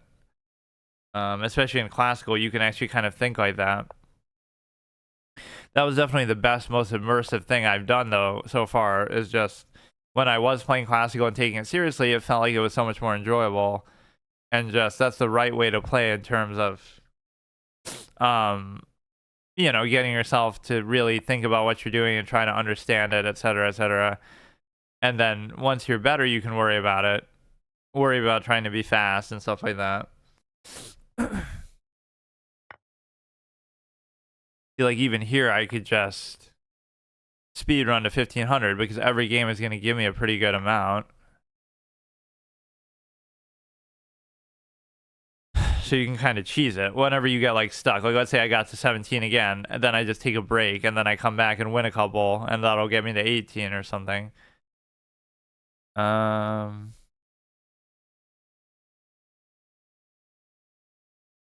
If they take, I take the queen, but it's not really worth it. You suck at chess and barely know like 2 beginners opening. Well, that's kind of like me, actually.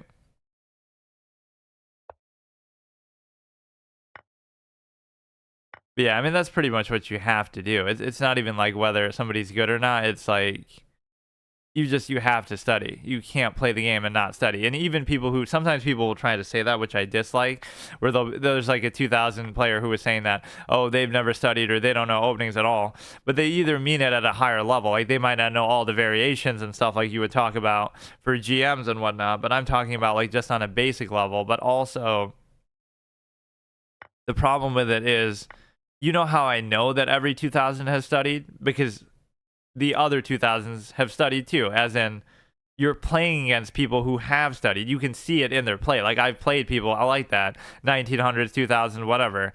You can clearly see that they have some general idea what they're doing, especially in terms of openings, etc. So you can't say that, you know, oh, you haven't studied, but you got to 2000. But it's impossible because the people you're playing against have studied. So you would have to do it just to equalize them, right? There's no sense of honor like, oh, you know, everyone's trying to do it like that, so you can get away with it. Studying the game is most important. I've looked at some opening, but tactics are really 99%. But I mean, that still comes with time and practice, I'm sure. It may be just a different kind. Like, not just openings, but some form of... Now, see, that could have been a big mistake by them, because what if I just keep going now? You know, that probably you get from doing puzzles and all that. This is a risky proposition. Damn. There's just no way to do it, though. Like, there's literally nothing you can do. So now, oh no, he'll push there, but in reality, he has to commit. It's so annoying. I have the one extra pawn, but it's going to be a draw because I'm acting like this is a normal time format game, too. I should be trying to flag them, I guess. But now there's so little on the board, it's just not going to happen. Or I'll just end up messing up. I guess I would like 5-minute games. Because they're long enough, and even in a 10-minute game, I typically don't take that long. Like, I'll just end up playing too fast. So now can I beat them on a king v king endgame where he can take either one? And there's just nothing's gonna happen. Literally get a threefold repetition or try to squeeze them a little. 2000 is really not in the sky. You kind of just need to not do dumb stuff, and you get there, you often get there while doing dumb stuff, actually. Oh shit, can I actually do something here? Oh wow. I'm actually gonna win now. How did that even happen? Yeah, but like there's at least a basic amount that people definitely look at. I'm gonna get a stalemate now. Like, and I knew it was gonna happen too, but why am I struggling with that particular thing? Because no, I don't want that. I had that happen in a rapid game too. What are you actually supposed to do here? Or it is actually a draw. But how? At what point is this winning? I guess it's just not. So, is it because it's on the edge of the board or what? I don't know why I feel like that should be winning. Like, you go here, they go there. Like, what would they have to do to make it winning? They'd have to go here. Now you can do it.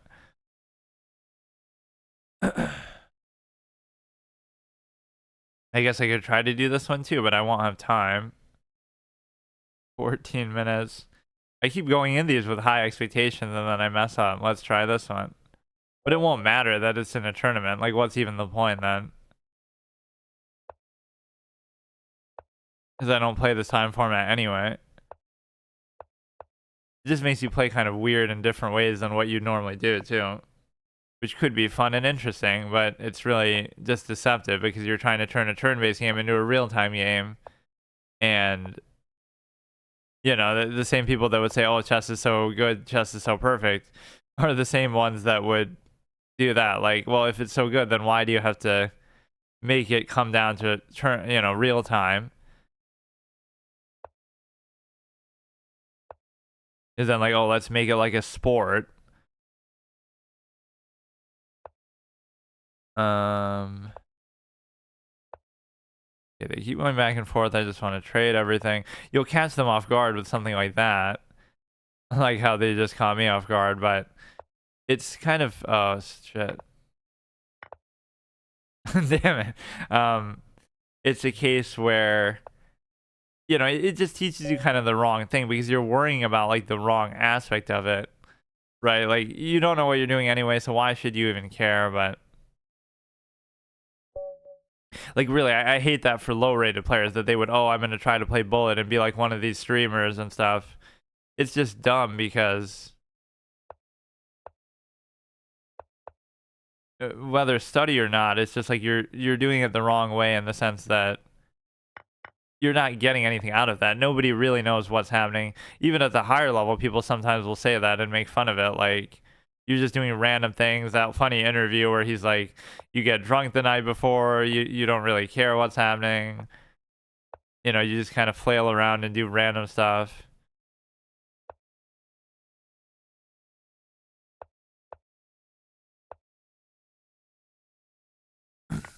But no, I feel like openings even do have more of an impact than people realize because you at least are going to get caught out in all these traps and just I don't know. It's not so much that if you know them, you'll automatically win everything, but if you don't know them, at a certain point, you're going to get screwed because everybody else does. It'll save you a lot of time, too, especially. Where sometimes I would spend 5-10 minutes on an opening in a classical game, but then it would end up serving me well because then I would win or I would at least be in a good position later. I'm just trading just for the sake of trading right now. So they're up a whole rook.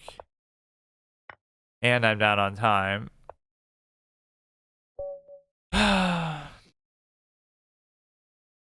End games you should study. I thought you were talking... Well, in general.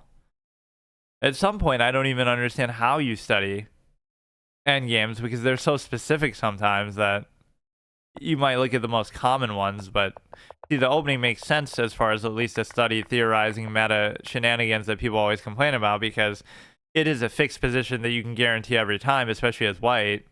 So that I can understand, but I don't really get the whole thing with let me try to take like 5-minute games actually seriously and see, because I should win these like 100 out of 100 when you're looking at this rating. I just don't really... I should play this like how I play Rapid, and then it won't come down to time anyway. Because again, normally you're not really using that much time, or it'll put pressure on them too, even if I think I struggle more with it. That's always a weird moment when somebody struggles on time more than me, right? Even people who are worse than me typically are much faster, which is weird, which meant if they did take their time, they'd probably be better than me. So between time, discipline, and just putting forth effort and taking, all of these basic things are what make people so much better, but they just take for granted that they should worry about speed at a low rating. You're trying to speed run a game on a first playthrough, like I always say, which is stupid. Almost as crazy as doing a permadeath run on a first playthrough, but oh wait, that's my signature format that I do anyway. I acquire knowledge about the opening I play by playing them, not by looking at a YouTube video. Well, yeah, but I'm sure there's some amount of general knowledge you get, maybe just by analyzing your games after, or just looking up basic things about it. Do you think there's a chance I have an idea about what I'm saying if I'm in the place you want to get to? I mean, obviously you do, but I think it just takes a lot of time and things that I don't want to do. Like, everybody always says, do puzzles, but I don't want to do them, or study this, and I don't want to do it. So, like, it's more of a preference. If you just refuse to do it, you'll never get anywhere. Or like I was almost trying to make a challenge out of, okay, let me see how far I can get without doing any of that at all. Right, like can I get to 2000 in the exact state that I'm in? And I almost was getting the feeling that I could get close to it maybe. Because again, I was 17, 27, and I was like on a good stretch. So that shows you it's just like all effort for me, is that obviously I was doing something at least a little better to get that far. What is this guy doing? So yeah, like a no puzzle challenge, no opening challenge, almost like a no analysis challenge, because I'll analyze the games, but I won't really look at them in great detail. I'll just kind of skim it or just do it so it's saved in my database. You can choose not to do that, but if you choose to put some time, use it on puzzles and any games not the opening. That is interesting.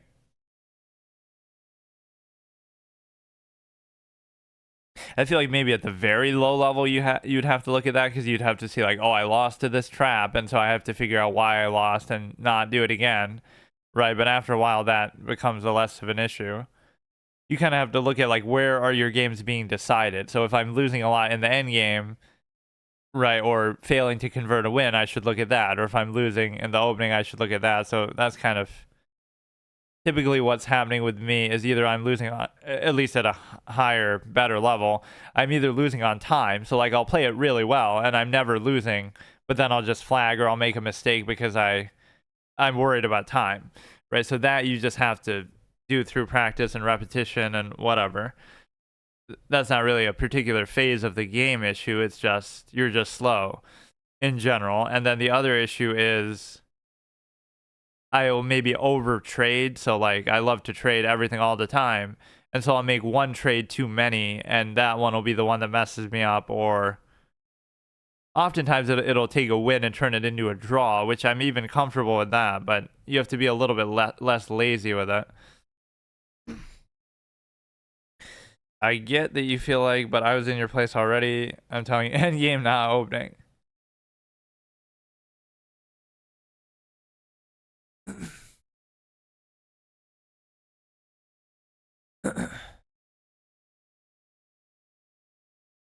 Yeah, what's the difference between puzzles and learn? The pawn, yeah, I still don't understand how that works. Or even the way they show it is sort of misrepresented, because it would imply there's something about it where I'd done this before. Moves in an L shape, which yet nobody has yet to explain what logical sense that actually makes. I have no idea why this guy quit out. I wasn't even in a good position or anything. Register. Why is it telling me that when I'm already logged in? Progress 14%. If I get that to 100%, I'll be a GM. But yeah, this is an interesting concept actually, because I see them as always being so different. So I don't fully understand. Was this in a tournament or is this a random game? Let me look at something to it. Basics. Queen versus king. I mean, this would be probably pretty simple. Just the heck is this site anyway? Okay, let's look at what it wants me to show me. Like this, I obviously know. Although, see, even this isn't as intuitive. It seems so obvious once you do it, but it is a little bit annoying. You have to kind of keep shrinking at space, right? Like this, I know how to do. The only reason why I'd mess up is, again, because of time. Or you know what one really deceptive element is? People will sometimes say, and you see this even in high level play, like, oh no, they didn't lose on time, they didn't flag, they actually lost on position. But they effectively lost on time, because they wouldn't have made that blunder that they did that caused them to lose if it wasn't for time, right? That's where the whole drawish nature comes in. Like, oh, every GM would draw every GM every time if it didn't come down to time, and if they had infinite time, or, you know, to some extent that ends up being true anyway. So there is something to it where, okay, that's pretty much fine. So that I'm not really bothered by. Rook versus king. Yeah, see, this one's pretty confusing. Like, I know how to do it. Like, let me try to do it without it telling me. Can I turn off the... I kind of know how to do it, but... Or I guess it's not really telling me. You have to, like, put it up close to it and then not check. I think that's the trick. Like, don't give checks, but keep doing that. Where... Oh, he's kind of moving further than typically people do, though.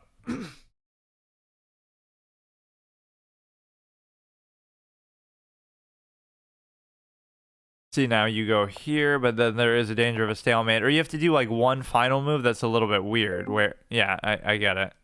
I just said it was going to be a stalemate. You go, like... You make, like, one move or you go off. And then you... I don't know.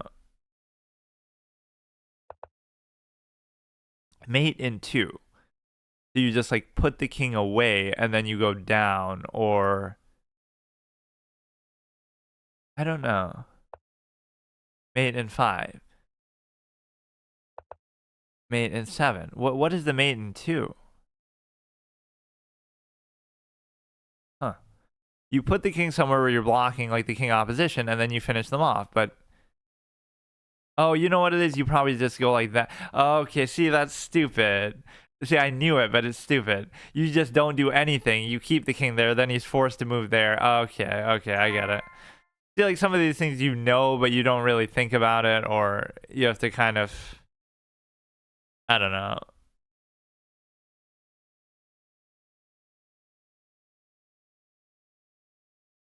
See, the reason why I don't take endgames too seriously is, like, the game should already be over that by that point. So it's like, oh, I'm up a queen. So, like, does it really matter? Like, I'm obviously going to win. And the worst case is I'm going to stalemate. So it's almost like to that point, I wouldn't care. Like, this is super easy to do. I don't care about doing it the optimal way. It's like a winner's burnout mentality. Like, yes, there's a right way to do it, but do I really care is the point. And the answer is... You know, you almost just do it like this, and then put it on the other side, you know. Yeah, it's a good thing to still know, but I feel like, would that determine the outcome between victory and loss when, like, oh yeah, I'm up a queen, so, like... Or yeah, see, if this was on the edge of the board, is that automatically still a draw like we saw? So this is the difference, the fact that you have more space. Unfeasible mate. Oh, so now I can't even do it? I already failed? I'm even saying how these don't really matter, but I already messed it up. I love it. So you have to do it in a very precise, exact way, I guess. So you would just... Like, what if I mainly just move only the king? Unfeasible... How? I'm not even doing anything. I'm making, like, 2 moves. What does that even mean? How is it an unfeasible mate? Like, my king is literally hugging up against it. What? Yeah, how does that not work? So just... see, I even understood the concept before doing it. Like, move the king ahead. Don't move the pawn then. Just move the king. But you would not always have that much space between them. So the position is very precise. Like, what if the king was here instead of there, right? Or what if... I don't know. So this one's very easy to mess up, though. So don't move the pawn too much. Just only move the king. And this might not even be exactly the right way to do it, but you... What? Wait, I thought I just did that, though. So just don't double push the pawn for some reason, and then it works. Should doesn't win you the game. Your knowledge of the endgame will change the result. This is very common. I love how probably many times I've won games like this too, but then I don't know the exact way to do it, but you kind of just flail around and figure out. But no, it's like this exact position. Like, what if this pawn was here and this pawn was here, or if the king was there and this was there? Like, little differences will make the thing completely different, though. Mate in 31. But you see, what if he had moved his king then? Makes no sense. Why couldn't he just get ahead of it? Because I guess I would get there first. 1, 2, 3, 4. 1, 2, 3. I go here. They go here. I go here. They go here. I go here. They can't catch it. But then they could pull the rug out and go here. I kind of want to play this position from black, actually. I go here. They go here. I go here. They go here. I go here. But then they can push it. And then... aren't they screwed? So I guess I would be oh, okay, but never mind. I'm thinking like if they're in between rows, they would just keep going and then I wouldn't be able to stop it. That's the point. If it was here, then what I'm saying would probably work. Because then they'd push it right into that and it would have to trade. It's hilarious how much, yeah, knights. How do you mate with a knight? Oh, right, you don't because they just suck too bad. Or even like, I guess to be fair, like a bishop and a king. The 2 bishops is easy, but a bishop and a king is actually pretty... well, maybe this isn't as easy as I think either, but... like, I get the concept behind it, but you just have to get him in a corner and then do it.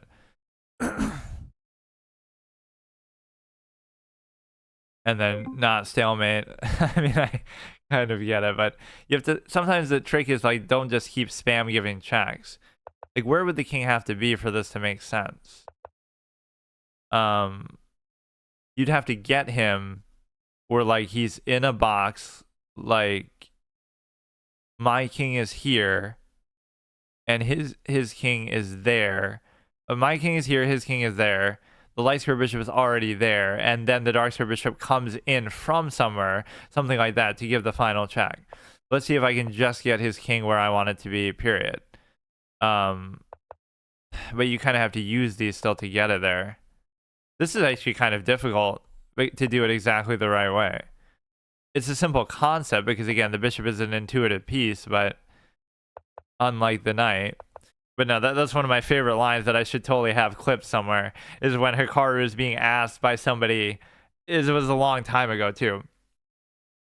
He asked, like, how do you mate with the bishop and the queen? Or I'm sorry, the knight and the queen. I was like, oh, just put the knight off to the side and then just mate with the king and the queen. Like, so in other words, don't do it with the knight and the queen because the knight's just stupid, and just throw it away off to the side as if it doesn't exist. That's actually a super GM's advice on how to mate with the knight. Bishop pair isn't too hard, but also not very common. And yeah, see, what would probably happen for me in this position? I'd probably flag because I just, you know, I'm not going to... You can reach mate in 10. Okay, let me figure out how to do it then. You gotta, like, unleash the king. Like, you already have mate, but the king is blocking the mate in some way that... You want to stop him from, like, getting out of this thing, which you can't. Now he's gonna go left. Okay, he didn't. Mate in 14. It's so annoying, bro. You know what you feel almost with the end game is like you feel almost entitled to... Oh god.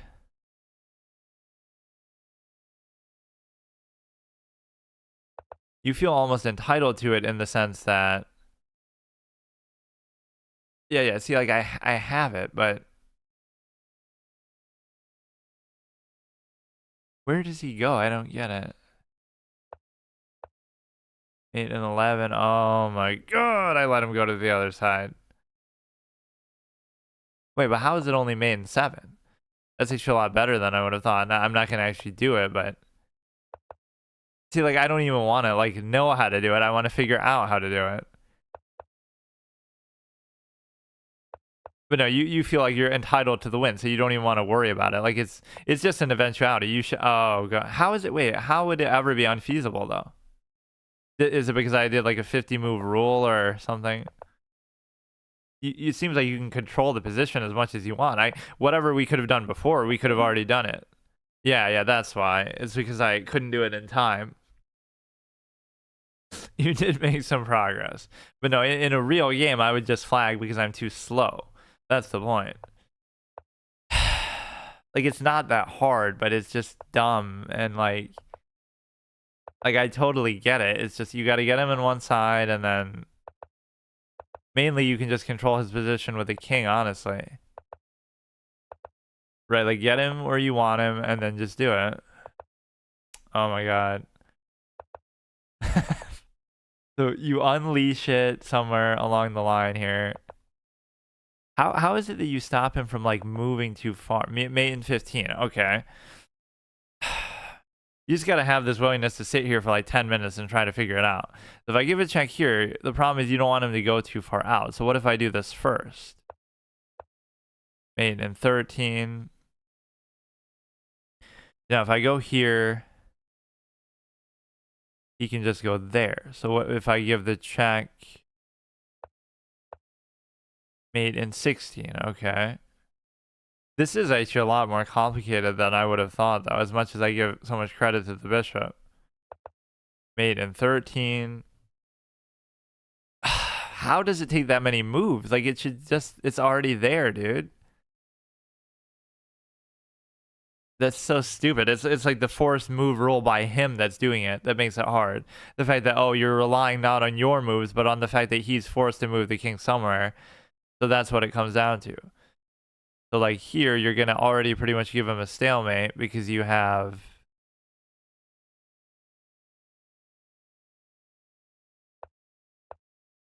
Mate in 12. Mate in 13. Giving all these checks ends up being sort of counterproductive, actually. Now we're just on totally the other side of the board. You got to look it up at least once to be able to understand, because I totally get it, but it's just going to take me forever to actually do it. This is the simple thing. You just get the king where you want him, and then either you do it with an unleash or you do it with a...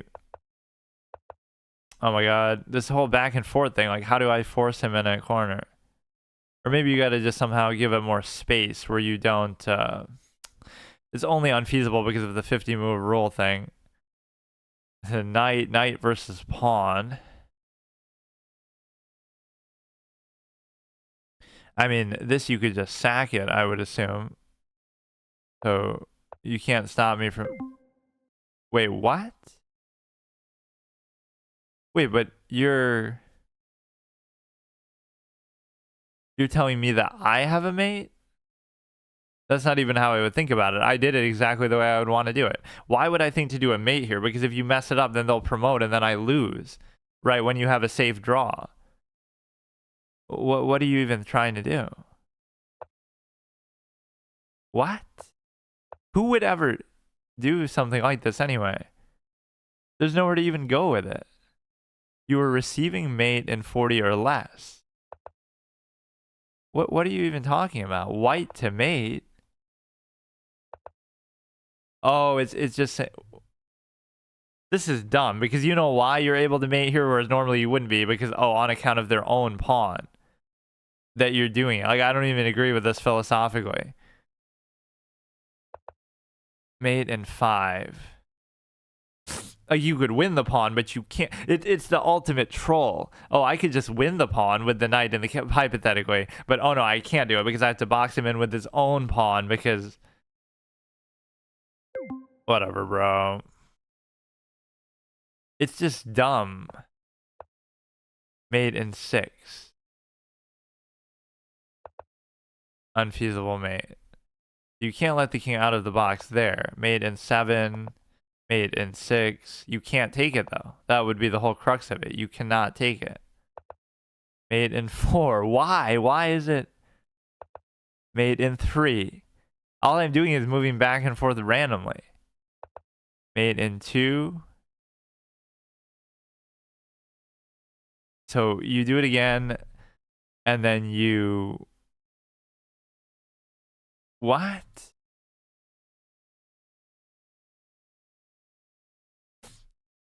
You move it again, but then they can't move, so that's actually bad. It's maiden too, so I should be able to figure this much out at least. Do you like drawing or winning? I mean, I hate drawing, but in a practical sense, when I would have to worry about time, I would probably, I guarantee you, actually, most people wouldn't even think like that. Right? Like you're really gonna, you're down to 30 seconds and you got this. Like I would be like, okay, dude, I'm gonna mess it up, so I'd rather just draw it, which might seem like a bad principle, but within all practical sense, I don't trust the knight enough. I don't trust myself to be able to figure it out. You know, if it's a long, drawn-out classical game, I could understand, but which is part of the principle. You got to get people to the point where they're willing to look for stuff and, you know, go above and beyond, which they're not going to do in a faster time format. So maybe I'm just dumb, but I really don't understand, because you go here and then you got to mate here, right? Like it's a very simple mathematical geometric process, but I don't get it. I'm not seeing it, because you can't go there now, because then he won't be able to move. So it's mate in two, but I'm not seeing it at all. If I move with the king, then you'd have to make one move and then mate with the knight, but I'm not seeing it. Or maybe you force them to move the pawn. That's why it's not a stalemate. So if you were to go in, you force them to move with the pawn, and then I still am not seeing the mate.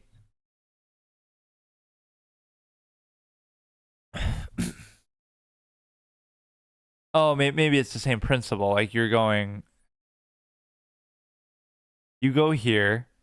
So now it's a stalemate, but they go here, and okay. All right. Whatever, dude. Like, it's so irritating. Like, you're just going through so much effort to do something that is so, that you're already entitled to. Like, why should you have to try so hard to do a mate? Like, it's over. You're up material. I don't care at that point, but imagine the mate. I've never had that happen in a game either. I've never had to do that. Like, how, that's not a common position at all. Like, I'm just telling you. That position has never occurred, like, in the history of chess.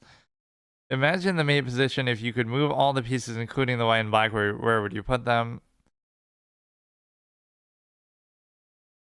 Or yeah, the easiest way to do it with the knight is just to go backwards and see, like, where would my knight have to be to do something. So you have to kind of, you know, just do it in reverse. Neighbor of Magnus Carlsen fan club. Okay, let me do one 5-minute blitz game as the last one. Let me actually try to take this seriously. I'm kind of intrigued, since I'm not taking any other format seriously, because it's the right balance. Like, this is something I should actually like or be good at, because I can play it pretty much. Oh god, I can play it pretty much like how I play Rapid, just not get bored of it later on.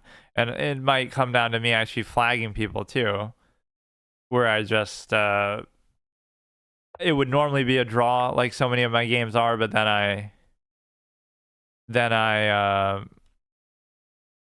I flag them instead, or I get flagged.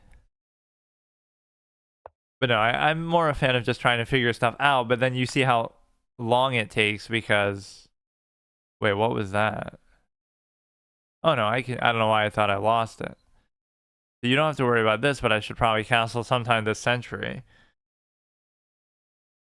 That's what I mean. Like, everybody has to look it up once or study it once or something, right? At least. Nobody can just figure this stuff out normally. So all of this is fine. Even if you take, I still take. So yeah, if anybody's 2000 and they say, like, oh, they've never studied, like, maybe their definition of study changes, right? Oh god. Or wait, maybe their definitions changes, like they're thinking about it more in depth. But it's like, I'm just talking about, like, you have to know what this thing is. You know what the name of the, because like I know 1200s who do that, who are telling me that. That guy Andre was so funny. We always used to play. It's like the guy is like the same rating as me, like 1200 or whatever it was, and like he's telling me these in-depth things about openings, and like his dad was at IM actually, and like I get it. I'm not diminishing its importance. I'm saying this guy is literally 1200, and he would play like higher rated players in a very tight way at times, and then he would lose later on in the end game or something. But that's what I mean. Like, if even he is telling me these things, like, oh, he knows all the names and he knows the nuances and he knows what you're supposed to do, it's like, bro, how does that even make sense? Because I don't know, it's just an equalizing thing.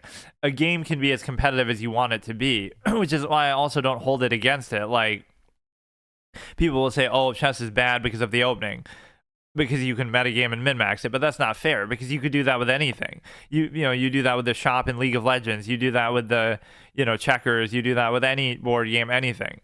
Right, so that's not the fault of the game, just that people want to try hard and take it seriously. But it is a fault of the perception, especially at the low level. And the reason why is because if everybody treats it like that, then it makes it kind of less like a game and more like a career and just like less fun. So I would always try to 2-game win streak, 2 points. What? Oh, this is my little Hue challenge thing. I wish you would do it where it works for the board too. It's just basically like you win a certain number and then you changes the way the board looks. Or it should do it in like a bracket sense, like, or like a collection sense. Like, now that I'm level 13, I can choose between any of the boards that I've unlocked to this point or something. You can get all these perks to just level up faster, I suppose. But no, maybe I'll try to play Blitz a little bit, because that's what all the streamers do, but it's probably even 3-minute Blitz more so than 5-minute. But no, it's got to be one extreme or the other. Either you fully commit and take every move seriously and do it like it really matters, or you don't. And when you do it like it doesn't, then it becomes this endless thing where people play 50,000 games and they're still 1,200, because it's just not, you're not really taking it seriously. So I need like some gimmick to motivate myself. Right, where I don't know, like I was using a controller or something just to interest myself again. That is a pretty sad thing, though. Right, like in the 3-month span or 6-month span. Yeah, September, so October, November, December, basically in 3 months we go from that. And it was certainly not a provisional thing, because maybe it was semi at first, but then after a while, yeah, I get there, then I fall down, but then I get back. Then I fall down, then I try to get back again. I almost do 1680. This is always like what happens when you're doing well, then something bad happens. Okay, see you later. Okay, so today I'm doing yet another tournament. I might just get in just in time. Perfect. And I've been really enjoying these, and I think my favorite thing about it is because of how little I stream these days. Like, I stream roughly an hour a day. Right, I'll just do like an hour session, that it works pretty well in the time slot. That, I don't know why it says hour 57 minutes. Or wait, is this not? Wait, that might be the wrong one. It's not the hourly rapid, it's the, yeah, less than 2,000. But no, it fits pretty well. If all I do is stream an hour, this gives you like a full, thorough sort of experience 10, in the process. 9, 8, 7, 6, 5, 4, 3. Why doesn't that 2, thing work? 1, 0. Sometimes it's a little delayed. Okay, but yeah, I've been enjoying doing these, and in fact, I'm exclusively laddering in this context too. In terms of, I can't play ranked games either against friends or either against, even the P set is lagging. Either against friends I don't do, or even against random people I can't do. I only do it in a tournament setting, and in some ways you can kind of game the system like this too. Because what you can do is you can basically, you might end up playing the same people over and over. You might get people with lower ratings than you typically would in a regular random matchup format, but whatever. It's kind of take the good with the bad, kind of like similar to how a real tournament setting would even be. But the one thing I want to try tomorrow, if I have time, is the chess up setup again. Not the chess up, I keep calling it that, the square off. So I did discover, I guess I'll explain it then, but I did discover that it was kind of my fault that it didn't work with the magnets. That one's not meant to, that model. And I just didn't know that. And I assumed it just because that same company makes other ones that do move with the magnet. So I guess I just didn't get it though, because I was thinking like, what's the point of the magnet if it doesn't move the pieces? I guess it's just to register the movements or whatever, but I should be able to play on here too. I fixed the fact that the authenticator thing, I basically turned it off and turned it back on, the 2-factor authentication thing. This is one of those piece sets that I like aesthetically. It's kind of cool, but I don't like the fact that I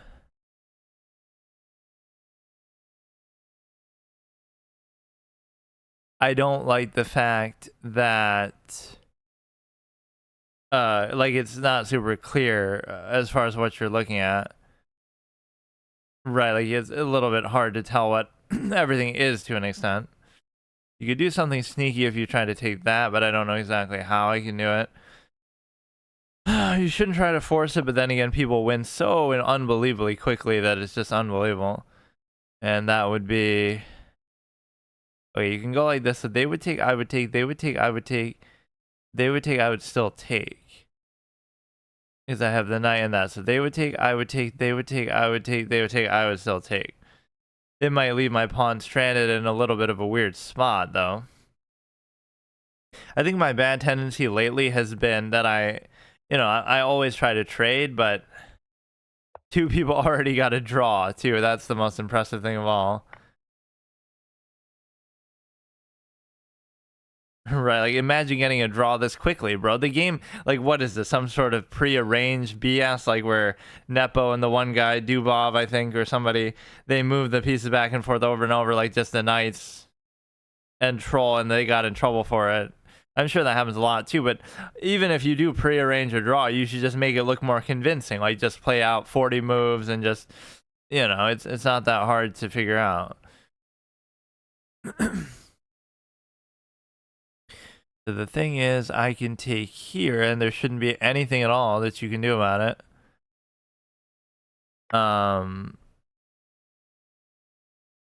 You have the ability to maybe do something with this. You get like an octopus knight position here. But no, that'll be the level of immersion that I need to actually concentrate and do something significant. And the reason why is because... I'll need like a gimmick to actually get immersed in the game and play better. But I always have that happen where I'm just a clown and I do well for a while, then I do badly almost off the back of it. I really want to win one of these, but again, I shouldn't think about that. I should just think about I want to just win every game that I play. So even if I don't win the tournament, I'll still feel validated because I can't worry about rushing and racing to try to beat these people like the clowns that they are.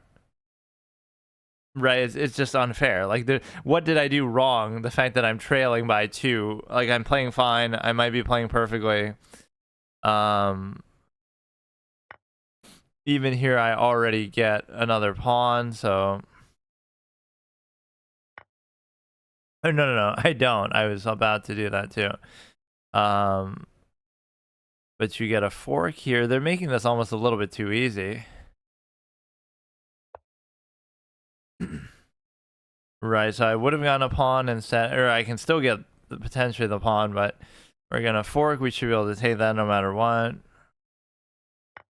Yeah, this guy wasn't very good, but again, I'm much better than the 1500 would suggest. And I can't do that. You have like a little octopus knight position here that could be good, and there's one particular bad move that could happen. Like if they remove this somehow, then they could royal fork, but whatever they remove it with is still going to get covered by something else, so I don't really see how that could happen.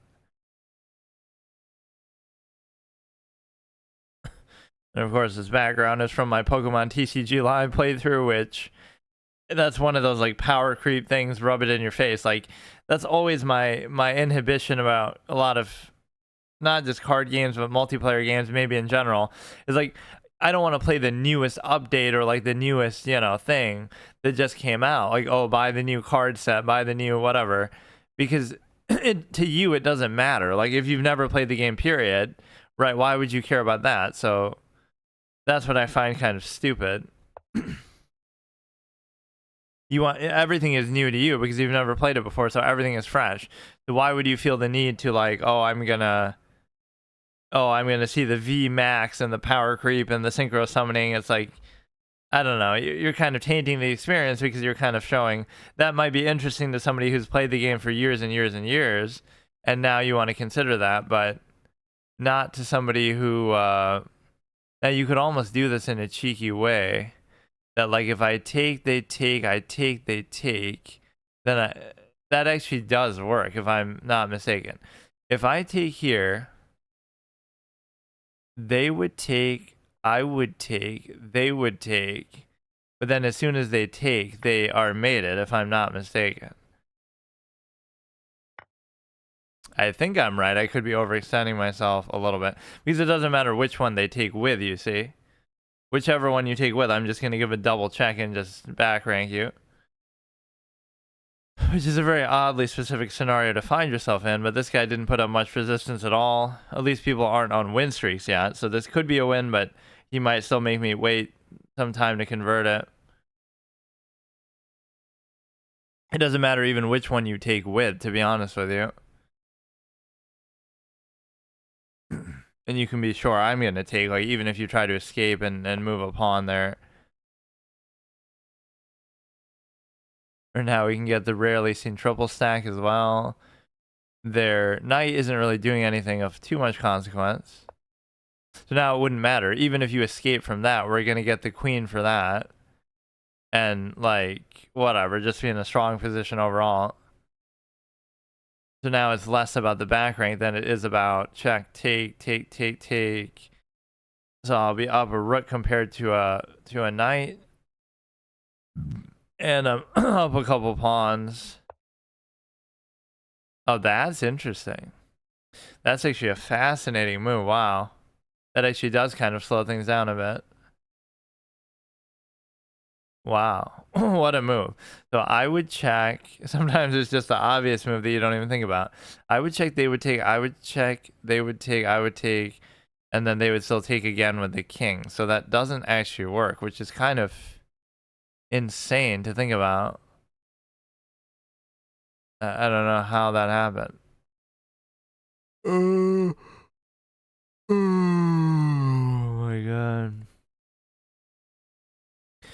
That is so weird. Now you're wasting my time in what should have been a relatively easy win. And this is sometimes my weakness where I just get a little bit impatient and I just kind of force it a little bit. I can't blame you for fighting it out, but this is what would piss you off in a real life tournament setting if this was the format, which I don't feel like they do in too many, where, it's not just about whether you win or lose, like everybody just plays a fixed set number of games and certain opponents. No, it'd be like, you have to actually do it in such a way that you get to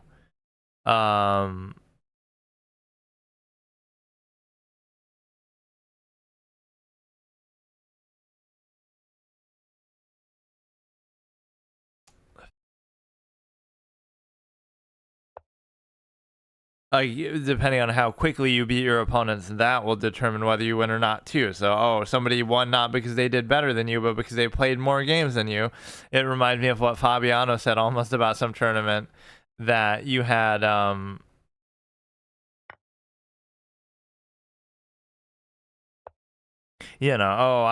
glad that all these other people didn't play as many games as me because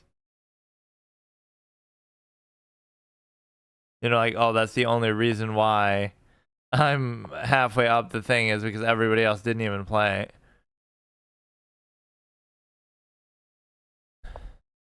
I mean, he's making it annoying all the way through, which is pretty crazy. Or it should make you wait like the full time no matter what for the next matchup, which might seem a little bit unfair, but so every game has to take a full 20 minutes and you only play 3 games in the whole hour.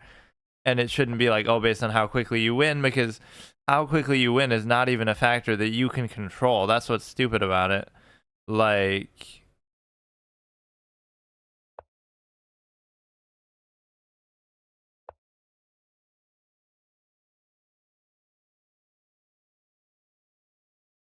There's nowhere really good that the knight can go, and in the act of moving the knight, you would now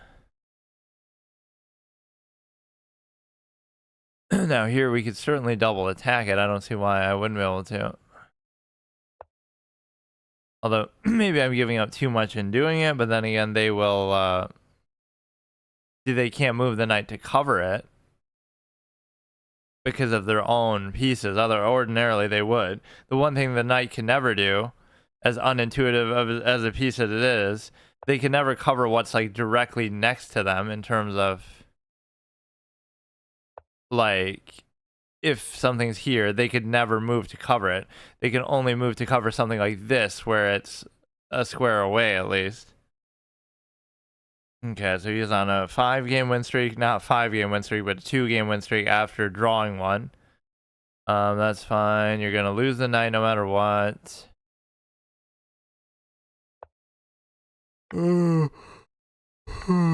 What? What? What?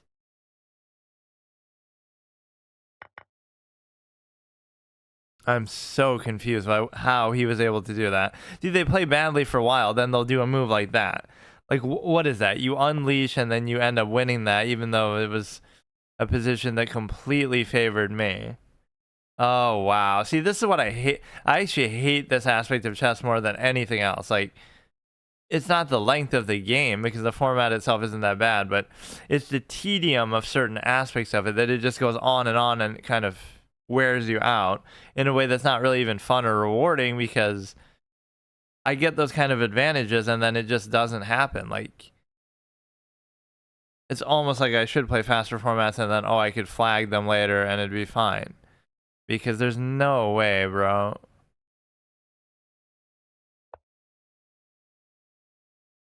You really gonna do that to me? Like, what was that move, man?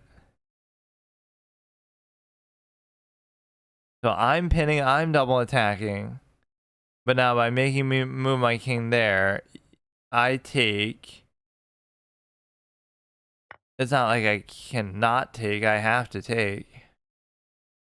I give up. I mean, the whole tournament's ruined just because this guy wasted all my time. Now he can't come back to cover that, so I actually don't know what he's gonna do.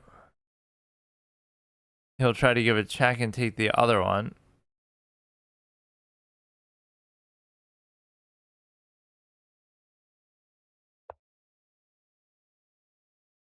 It's just dumb, because now it's going to be either a draw or somebody's going to flag or something.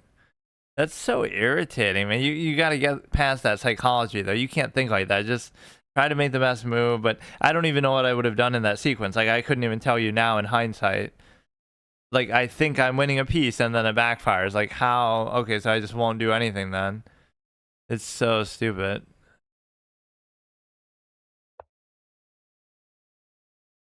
Actually, quite the precarious spot for the king.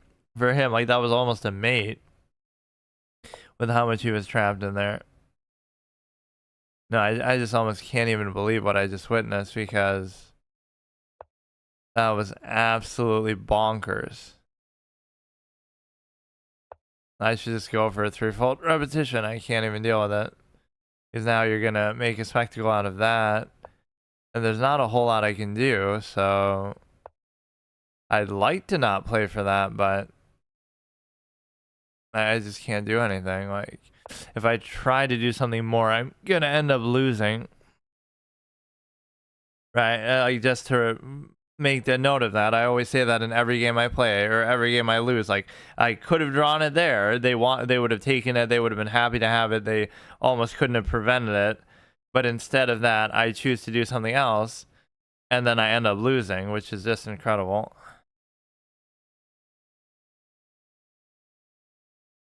Now they're gonna go under to the other side if I let them, so I can't let that happen.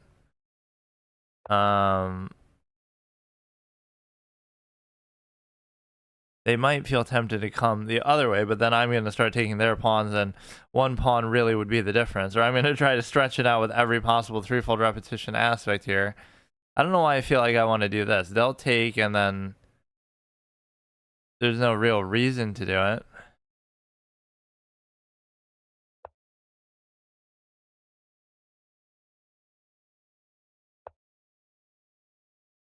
And now I can't even do it. Oh my god. Because they're going to stay connected to the pawn no matter what, so they have no choice but to do this. You can tell I just really don't want a threefold repetition, but there's nothing I can do. I mean, I have to take it. Like, what an incredible game chess is. Like, so fun, so interactive. Like, you can be winning in a way that you typically are never going to be winning, like how I was here. And even if you are, at least that's something a little bit different.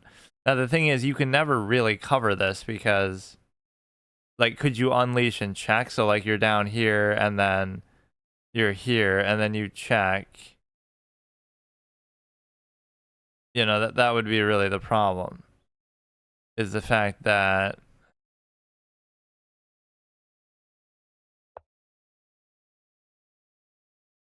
it's the fact that you can maybe unleash with a check. And if you do that, then... But it may not work, because now the king can come here. Now if you try to do it, you unleash. But then I just take. And then you promote, but then I just take. Right, so you're preventing the check from actually happening that way. I really have no idea what this position is or how it happened, and this is when really it just makes me mad. Like, what did I just experience in this game? You can't let it get to your head that you're winning or anything. Now, he may try to go all the way there, but that's what I want him to do, so I don't know. Look at this, bro. The guy made me take 20 minutes of my life to get a draw. Like, what kind of an experience is this?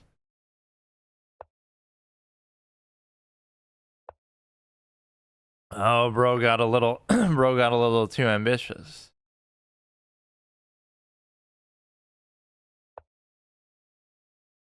What? I can figure it out still. I don't care. I got a little too ambitious, I guess. Because yes, you're up by this, but you can't really do it, can you, with that little time? Of course he can, though. Of course he can. Go ahead, come up with mate and whatever you want, dude. Just, he's only +3. Like, it's not that big of a deal. You should totally be able to play this out like a normal thing. The problem is you'll go there and that. No, but it doesn't even work because it's covered by... It's covered both ways, and so you're just walking into a threat on your own queen, into that as well. This would be possibly the worst thing you could do. Let me guess, you're going to get a threefold repetition even now, which you being up material. I like this guy, though. He doesn't have the... He doesn't have the desire to actually do that. Like, he's kind of almost honorable in a way about that. That he doesn't want to draw pretty badly, too. I have to be careful about the checks here, and... I don't think this is going to happen at all, but I don't care. Just in principle, we can try to flag him. I don't know. I'm not exactly sure what just happened. Am I going to get mated now? Because... No way. No way, dude. Really? Is this, What the fuck is this? What is that game, dude? So this is my lesson that I have to learn is just... You just can't play the game, period. Like, I'll just quit. It's so stupid. Like, you don't deserve any of this when... But you know what? I kind of like the way that guy played because he wasn't really playing for a draw either, even though it is a draw and you should just accept it, but... That's so just boring, man. You could take a draw if you really wanted it. I mean, 100% of games ever that you play. It's just disgusting. I mean, I hate that. Like, who enjoys doing that? Who really likes chess because of that aspect? Like, it's so utterly boring. And I know people say that at a higher level, like, oh, if played perfectly... How was that played perfectly at all? If it played in a stale, repetitive, boring way at a moderately even level, that will also constitute it. Like, come on. It's so phony. Like, it's just not even. There's like a intellectual dishonesty with the game. Like, oh, haha, that guy beat me. He's better. I'm just salty. Like, I literally, and even vice versa, he turned down the draws too. It's like we're both playing the wrong game. We're expecting it to actually be a game with an actual proper outcome, which is just not, because it's called chess. Like, that's literally what it is. Neither of us wanted a draw, even though it's clearly a draw. And by trying to play for something other than a draw, we put ourselves at risk of losing. Like, it's just a disgrace. We could do that, but we can't do it. No, like, this has been happening consistently though. Like, I get a good advantage, and then I get so mad by how long it drags out that I can't do anything. Like, literally, bro, that guy took like almost half of the entire tournament time. And can't be in a rush. Okay, we'll go here. I kind of wanted to do that too, but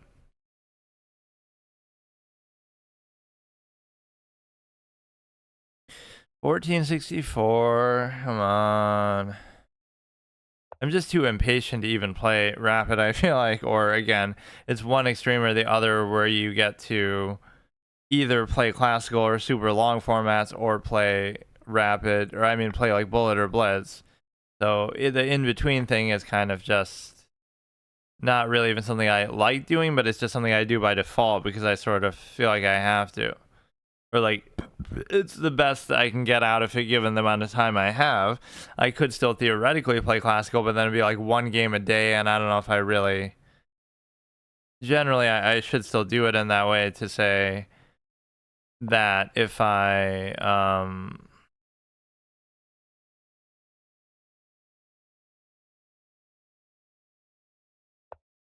like, then I'd take that one game really seriously, so then it would feel justified, but.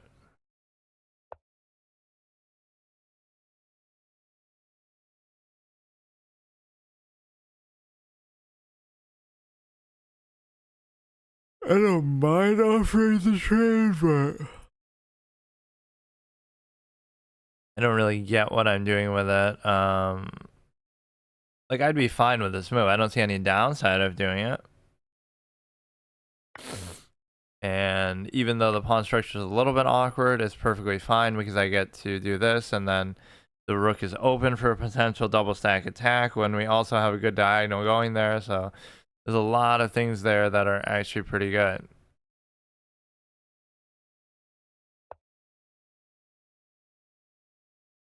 You can't come in there. I can take with the actual knight, or I mean the bishop, and then we get to do a nasty double stack on here, and the mobility of their piece is very limited right now, so I kind of like that. They're just not able to do much of anything. And so I can double stack again. Sometimes you do this just in principle, like double stacks are good, so just do it, but I don't really see where it's going. He can't move the knight. If he moves the knight, then I have a triple attack on there, but there's so many ways that you can try to subvert it. I just saw this clip the other day from X-Men where it's from the movie from like 2005 with Ellen Page and now Elliot Page. But no, it's where the Juggernaut actually says, "I'm the Juggernaut, bitch." And I didn't know that that was actually in the movie, so I wasn't sure actually. Does that mean that that little meme came from the movie? But no, it's the opposite. That line from the movie was put in there apparently because of the meme, which is kind of unbelievable that they would have done that. So I can push that fucker out, or they can double attack it, but they really can't. See, they'll do it, but they'll take, I'll take, they'll take, and then I'll run rampant on their thing here, right? So they don't want to give that up necessarily. I would take, they would take, I would take, and it would be free. So it's like a strategic sack moment where take, but then take, or even take. If they take, I take back, and they're also trading down with the rook. If not, I could maybe unleash into something. But that's not really a good unleash. So now if they take, I take. If they don't, they obviously get screwed. They can't even come back with the king. So that wasn't really all that worth it even. I just kind of recovered the one pawn that I lost. But I could take their knight now if I felt like it's going to be a big deal. They immediately just blunder a pawn. Sometimes you have to second guess, though, like whether you really think your opponent made a mistake or not, because oftentimes they don't make a mistake. Because they're just too good for that, I guess. If you go here, they're gonna trap me. So that is unfortunate, actually, if they do take it, but it's fine with me. No, but a lot of these games have been triggering me, and the reason why is because they... I don't know, I'm doing well for a while, but I can't get overconfident or anything with it. So if we just do this... These kind of moments should favor me a lot, because since my game is so calculation based, this is like so simple to do because there's so little material on the board. So I mean, it's the pawns that really confuse you because it's so, I don't know, there's so free form that you can do that like at any time. That makes it kind of confusing. Like you don't know when exactly that might happen. Right, what he could push this and oh, that's winning, or like at some point, like how do you know exactly when to worry about it? So you can try to attack some of these pawns, and I'm doing it sort of at random for now because I don't really feel threatened on the king side at all, and they're even blocking their own open file. Otherwise, I would be kind of worried about that, but the king also stops him from coming in too far. So he's not letting me do that. I guess I could do my own little push here if I really feel like it. They would take, I would take, I would be double attacking that. So I'm fine with that. We just gotta activate something. They'll take this.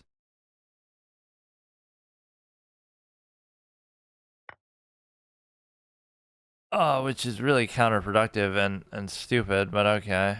I just gave up a piece for nothing, I guess. Incredible, dude. Incredible. Alright, fine.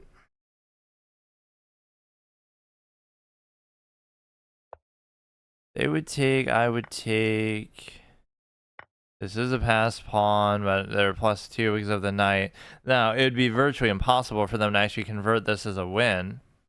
But I do feel that, you know, they could obviously...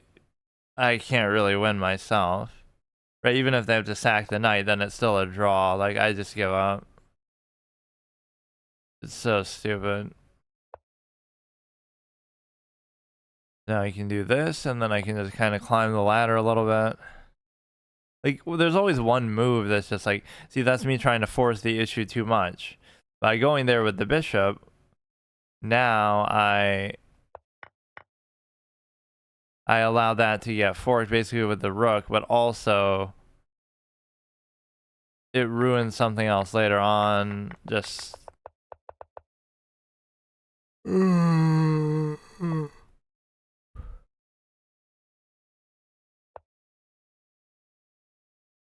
Oh yeah, see there, we already screwed up.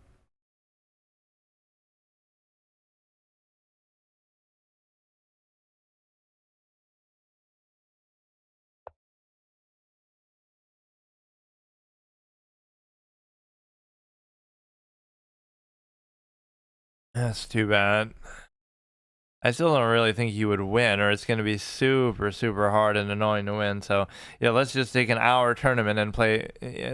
I was hoping he would take it with the wrong one, because then I could pin it and I might actually be able to win it, but he's just too good for that. He's just too good. That's why he's 1400 rated. Like, I don't... Some of these people I don't understand. I just don't get it. So he may try to take a thing here.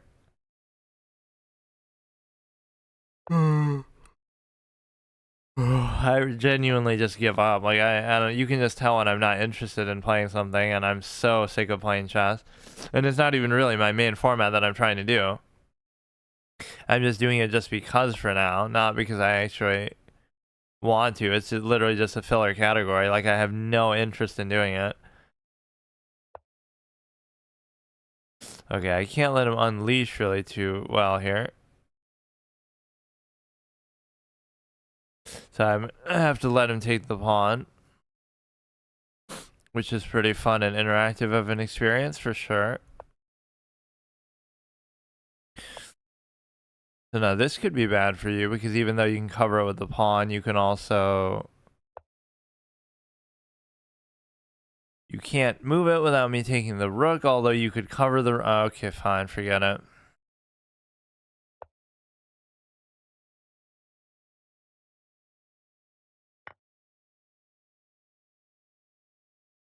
Oh my god.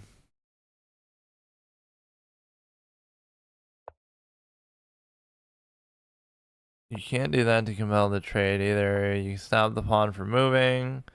They actually handled it pretty well. I was even saying I doubt that they could win very easily with the thing, but with the advantage of the knight because it's so awkward and clumsy to use, but they did very well with it.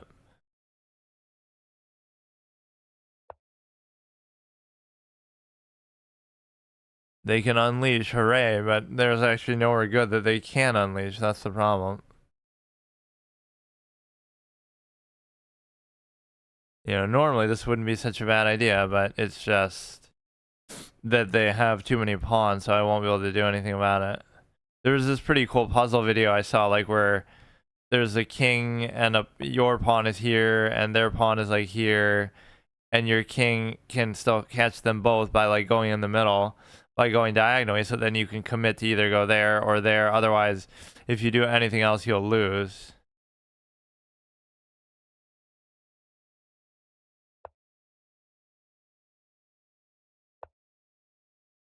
They could spam check all day if they really wanted to.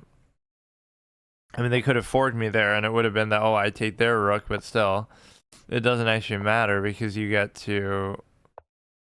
Like, let's just try to make this as annoying as possible for them, but... I don't know.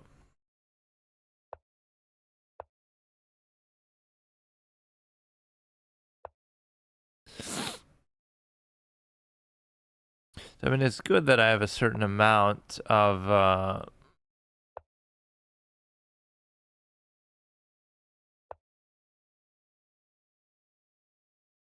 That's actually the worst and last thing that you should do. I don't know why. And they're even denying it. Incredible. I was even hoping they wouldn't do that, like where they're forcing me to trade in there, but...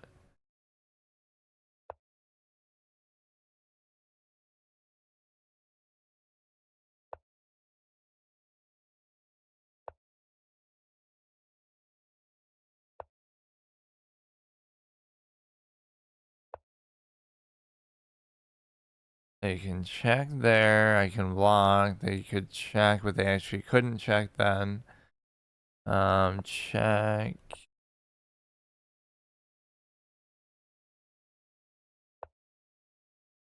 They're so good, I mean, they're so sharp. You just see everything. I mean, you just can't do anything to this guy. Absolutely incredible game. I mean, I can't beat any of these people, so I give up. He keeps trying to almost pin his stupid knight, but...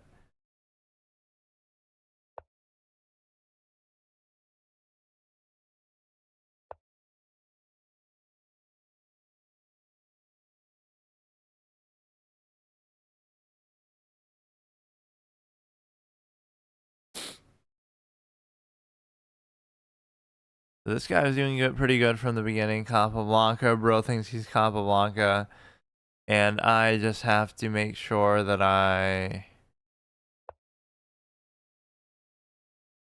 mean, again, just the number of games is what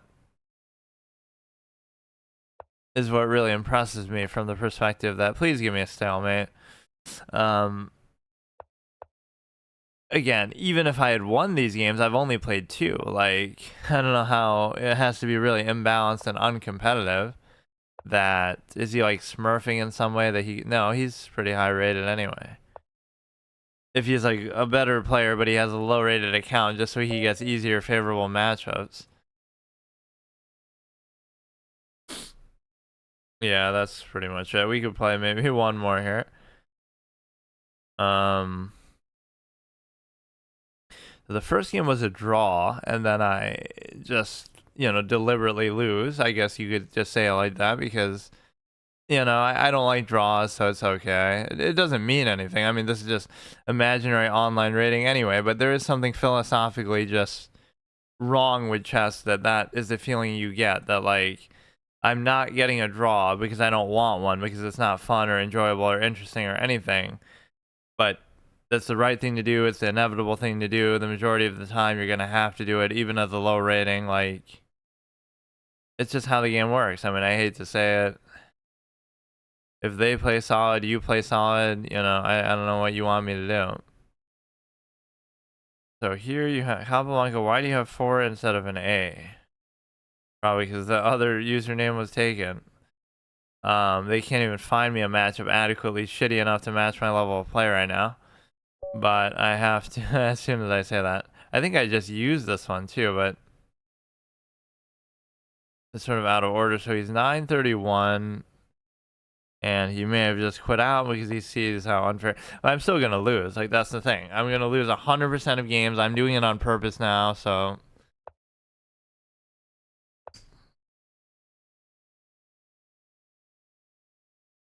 I just can't explain how I'm playing. You gotta have a patience in the middle game that, like, well, but it doesn't matter because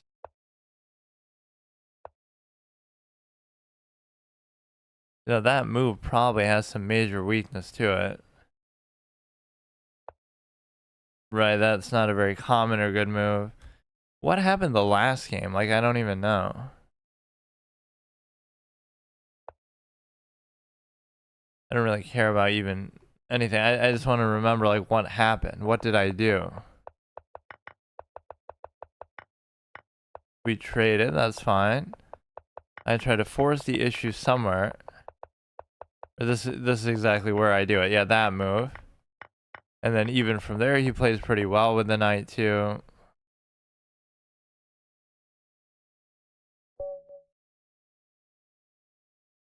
But that's just because I'm taking so long.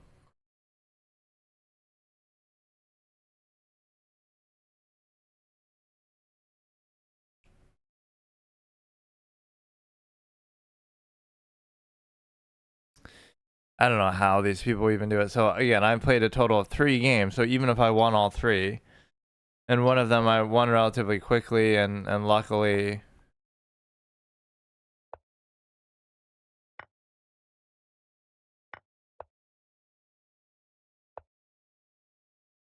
That's a bit of an unusual move.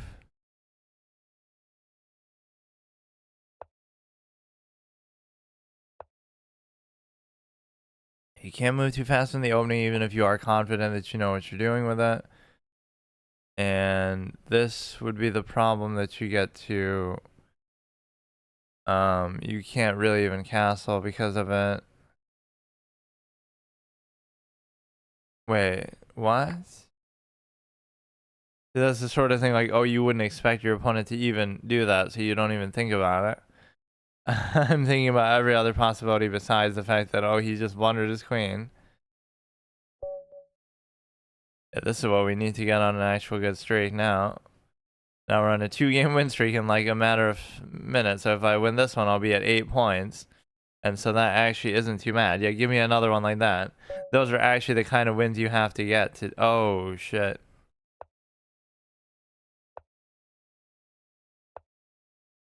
Haven't been this afraid of a spider since I saw a picture of Australia. He's gonna be from Australia too, I bet. They would take. Now I could ignore it and then just do this, or. See, I'm not really doing that to even try to cover that, even though for now it effectively does cover it. There's some sort of trick that happens with this, but I don't even really care enough to bother. I'll still just do it. Okay, bro, okay. Like, as if they know how to do all this. Well, I mean, he has a 1900. I don't know why I'm surprised. Hey, Eric, thanks for the follow.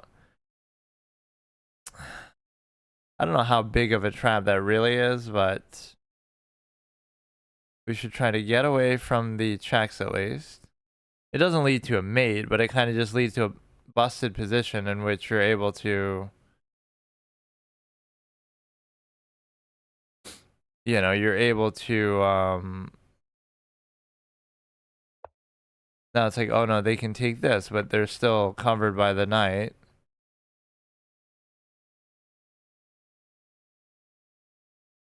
Okay, let me try to bring out my queen. And if we could trade, that would be good. Anywhere else they go, they can't really give a check.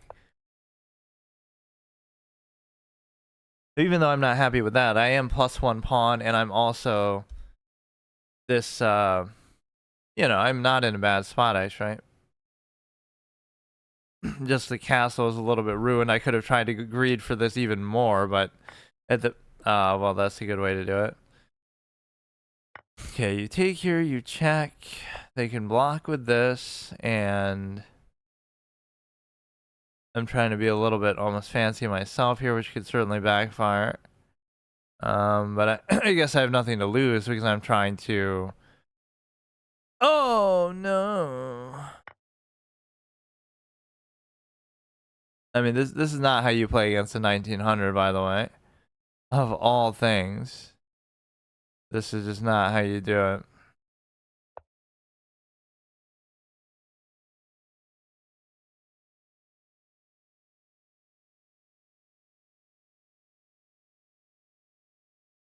First of all, I'm playing way too fast. I was even saying that move, oh, I have nothing to lose. Like, I was fine, and then,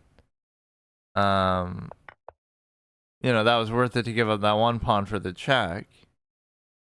But I don't know what I'm doing now.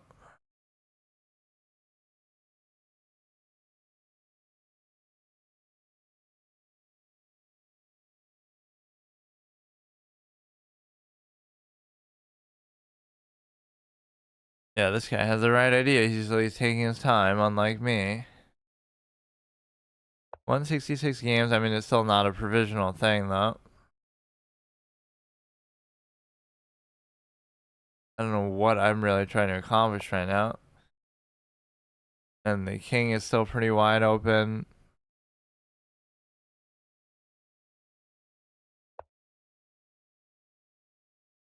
Maybe that is something I should do, where I just decide to,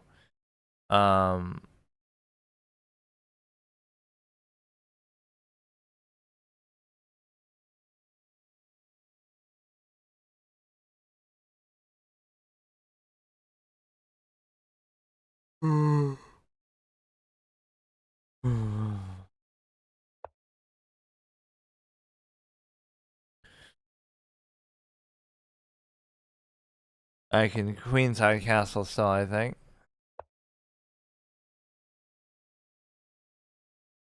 Bro actually thought he had me trapped there.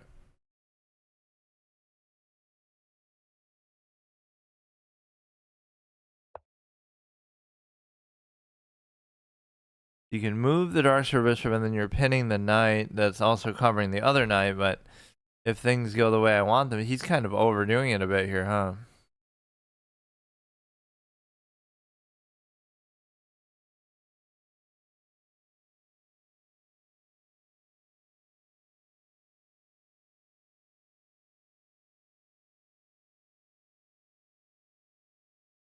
I don't really know what's happening.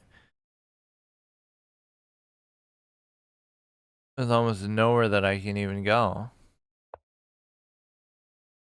They could take this pawn anytime they want, too. They've been sitting on that as a threat. I'm actually higher ranked in the tournament than them with those two little quick cheap wins, but then they punish me by making me go against somebody way higher. Which again, even at my peak on here, I would still be 200 points below, but now we're 400 points below. Or wait, I can't do it? They would take, I would take. But in this case, I can't even take.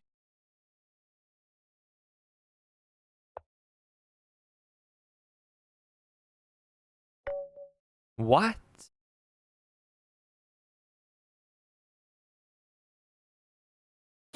I mean, I lose a whopping 1 rating. That is king of spamming the chat. Fighter is one of the... Okay, I don't need to see all this. I should probably keep it turned off just in case somebody says something objectionable, as if that would really be an issue. I don't really care. This is one of the least fun tournaments we've done so far. And it's mostly my fault, but it's just... Again, a lot of these outcomes are just illegitimate outcomes. They're not interesting if it's something that you can so easily draw and I just don't want to. I mean, you can see how I'm playing too. Like, it's so disingenuous. That's why I don't mind somebody's better at a game than me and they beat me. That never bothers me. I can accept. Okay, you're better than me. You beat me. Fine. I got no problem. But you're not better. We're both bad. Whatever. But then we draw and it's like, what's the point of a draw? Like, who wants to play a game to do that? It's so stupid.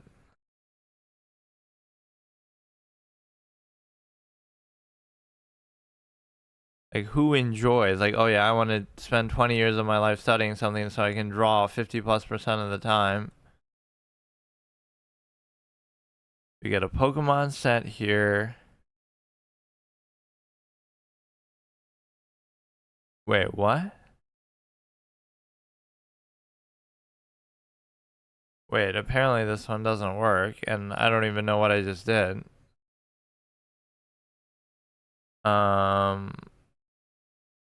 What? Okay, so that one just doesn't work with the pawns. I feel like I already used this one before, too. Okay, fine, we'll skip that one. I feel bad, like I'm trolling these people almost, but rotate 90 should almost count as a thing. But that's not really, okay, that one's fine. We could actually keep it with the set that we currently have, I suppose.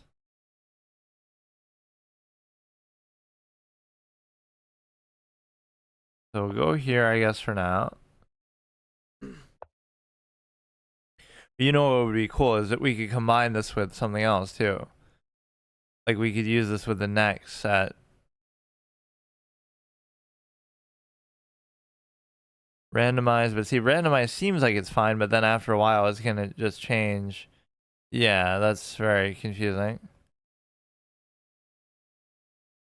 Now, this will also be rainbow. Rice and beans. Oh, is that actually what it is, or is it going to be interpreted in some other way? I don't remember actually using this at all. This somehow seems maybe questionable. Maybe I'll skip it. Like, it could be interpreted as some phallic imagery or something, even though it's even called, like, okay.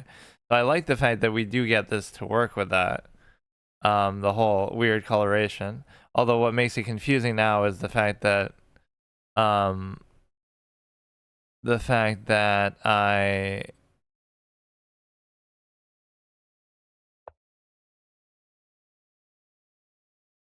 makes it a little harder to tell these pieces apart.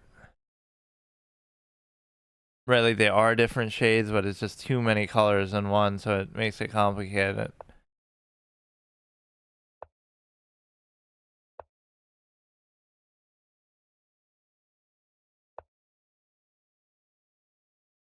I take, they take. I can't give the typical check that I would do at the end of that. So we can go back. I would take, they would take, I would take, they would still take.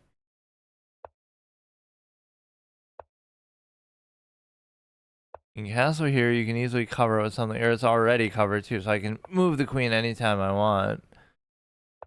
And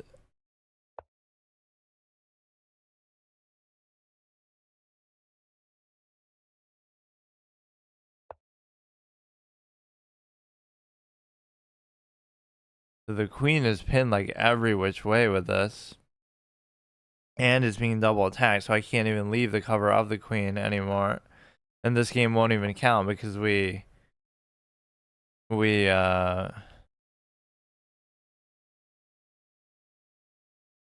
would take, they would take, I would still take, but they're gonna then like no, but the unleash wouldn't be very good because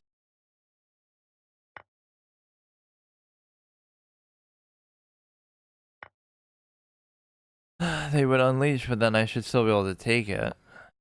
So like, why does that matter? You know, it looks all cute, but let me make sure I unpin this, even though it's difficult. I guess I just can't. So what you're doing is you're able to come here first of all, and then I can do like maybe this just to stop them from continually pinning everything. And then they give a check.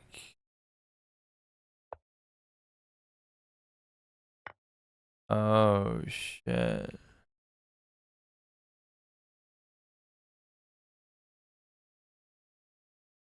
Well, now they can't move that, even though I'm not in a good spot as a result, because that was kind of an oversight. The one mistake I'm really making with this stuff is I'm moving too fast in such a way that, or we're pinning him a little bit too, but he's sort of self-pinned by even putting the rook there, but you get to basically do it in such a way that it's not so much about the covers that's the issue. I would say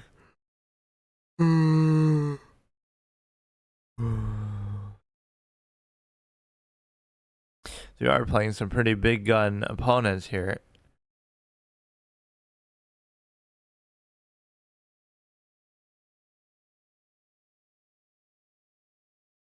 You know, that first guy triggered me. Every game I'm kind of playing at just like a low effort level. Which is a little bit odd. I would take, they would take.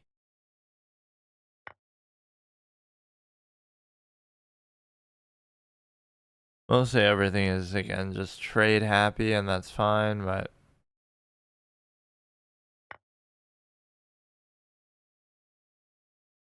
if you take the rook, I take with the queen. If you take that, I take here. So I should recover there. I don't know how exactly that sequence happened. See, now I should win this 100%.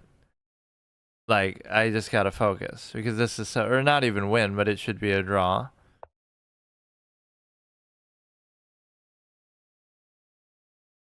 Should absolutely be a draw at worst. And we get to deny this guy whatever points he may or may not have gotten with that, because of the simple fact that we, you know, we've stalled this one out long enough. We both get the little V-shaped structure there. And so, yeah, it's a draw. I mean, a draw is a draw. Nothing you can do about it. Maybe that, you gotta just not move fast is kind of the key here. He wouldn't allow me to have a double stack, surely. And he's not letting my thing out, but we can try to come here. So we have the open file. I could try to go behind his things here. He can't come in either because I have my king. So even if he comes to the open file, he's attacking that, but I would have to match by just, you know, hitting his own stuff here. Which again, this is far more important to me because that's my anchor pawn that's covering all four of them, but somehow they can choose either which one. And so that poses a problem because of the simple fact that, do I do the other side or do I care? Like, I don't know. That probably was a mistake. Okay, that one I can cover at least. The other side I can also cover, but they're also putting a certain amount of pressure with this one now. But not really that much because my king is relatively close. I could have just sort of tried to do the exchange there. Like, I guess I'd be willing to do that if they...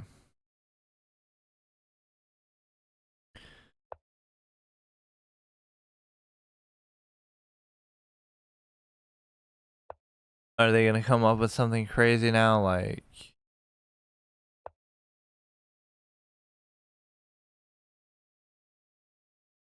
they're kind of baiting me with the other side a little bit.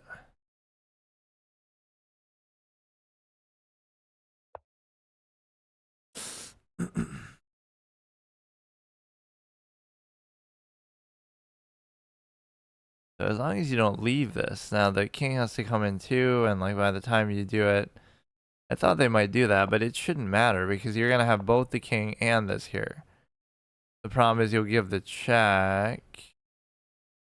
But no, even if you do give the check, I could take with even the king, which is unusual, and you can't leave that. In fact, now not only are you gonna lose it. Wait, what?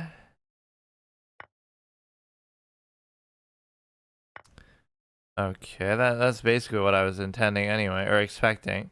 Now, we are in a relatively good spot, and the reason why we're in a good spot is because of the simple fact that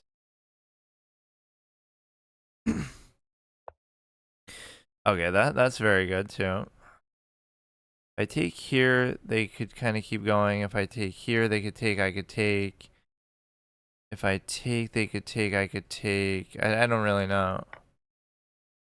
Now this will be a double stack that's kind of weak, but this is the beauty of it. I don't have to address that. Or wait a second, I can just even do this. I was somehow thinking it would bust my structure up anyway. This I can cover even with here. So now they're both covered. I have two passed pawns, two connected passed pawns. If I can't win this game, then I really should just quit. But I do sort of get complacent, and it's very difficult for me to concentrate, but this is the kind of moment where I should, because there should be very, very little that they can actually do. And the reason why is because the one key piece here is they can't even come in there at all. They'll check, and then they'll be able to take it. Now, with the help of the king. So how would a genius GM level player do this? And the answer is that I might have already messed it up.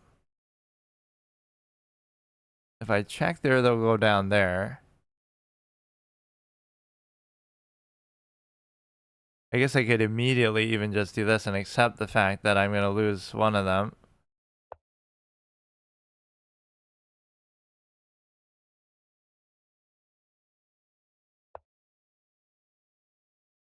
What the hell is going on? This is almost going to be a mate. Or we even get the pawn too. Now they may take on the other side, and so I lose the connection there, but it's the best I can do. I mean, I don't know what I'm doing. You can just try to chase it one at a time like that, but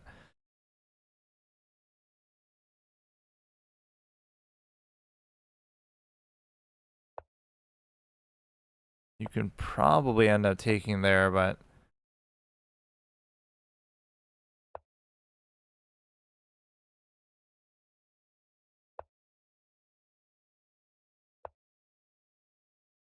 okay, so his king may try to catch up to that, but the fact that I have another one makes it very, very tricky to try to do that. In fact, now should I try to move the king, or should I really feel like the king is more important? I still have a failsafe even if I lose this one. And what they can't do is they can't really trade. And the reason why they can't really trade is because then I'll definitely win. Or are they going to still somehow squirm their way out of that one? What? But how? But how? You can't. You can't do it to me, dude. You cannot. Unfeasible mate moment, isn't it? What happened to the king opposition principle that you could just do like this?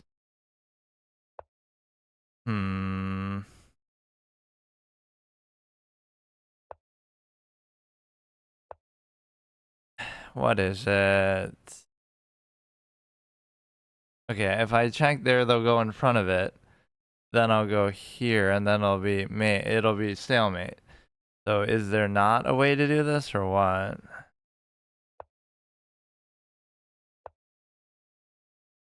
I don't get it. Like, I just don't. You're supposed to like not give a check here. You're supposed to just try to push him out. Because if I give that check, they go back under there, so I can't do it.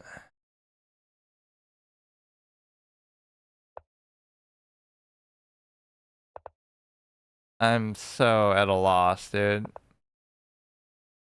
I just don't get it. Like these kind of things about chess just don't make sense. Like what is the point of this? Why even do it? I gained 5 even for that, but like what is the point? Like let's study this because people love to study and do puzzles. What is the point of this game? Like I don't get it. I had so many chances there. I don't get it. It's the kind of thing like you just either you have to know or, and I'm using a lot of my time too, but I just don't understand. Give a check there, let him go there, then you raise that, then you go there. Then you're supposed to raise the rook. Like what move do I make that is the wrong move? Like, everything's fine, you're winning like crazy. How the fuck do you do this? I don't like, yeah, let's actually memorize this. How the fuck do you do this? I go here. They go here, I go here. Like how? What is the difference? I have no idea.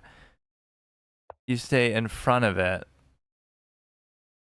Makes no, why can't I do it here then?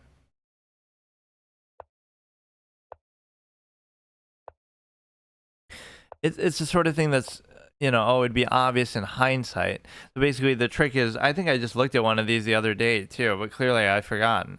Like, you're supposed to move the king but not the pawn, because apparently by moving the pawn you mess it up, which I still, even as I think about it, don't really get it.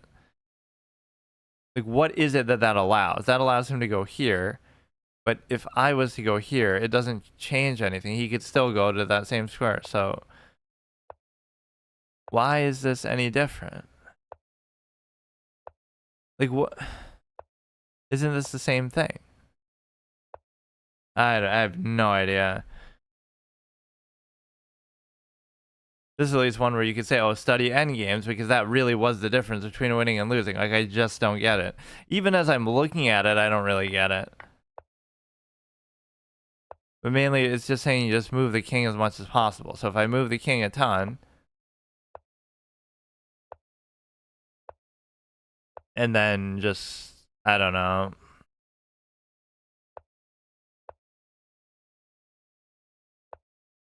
I really don't get it. Okay, whatever. See you tomorrow.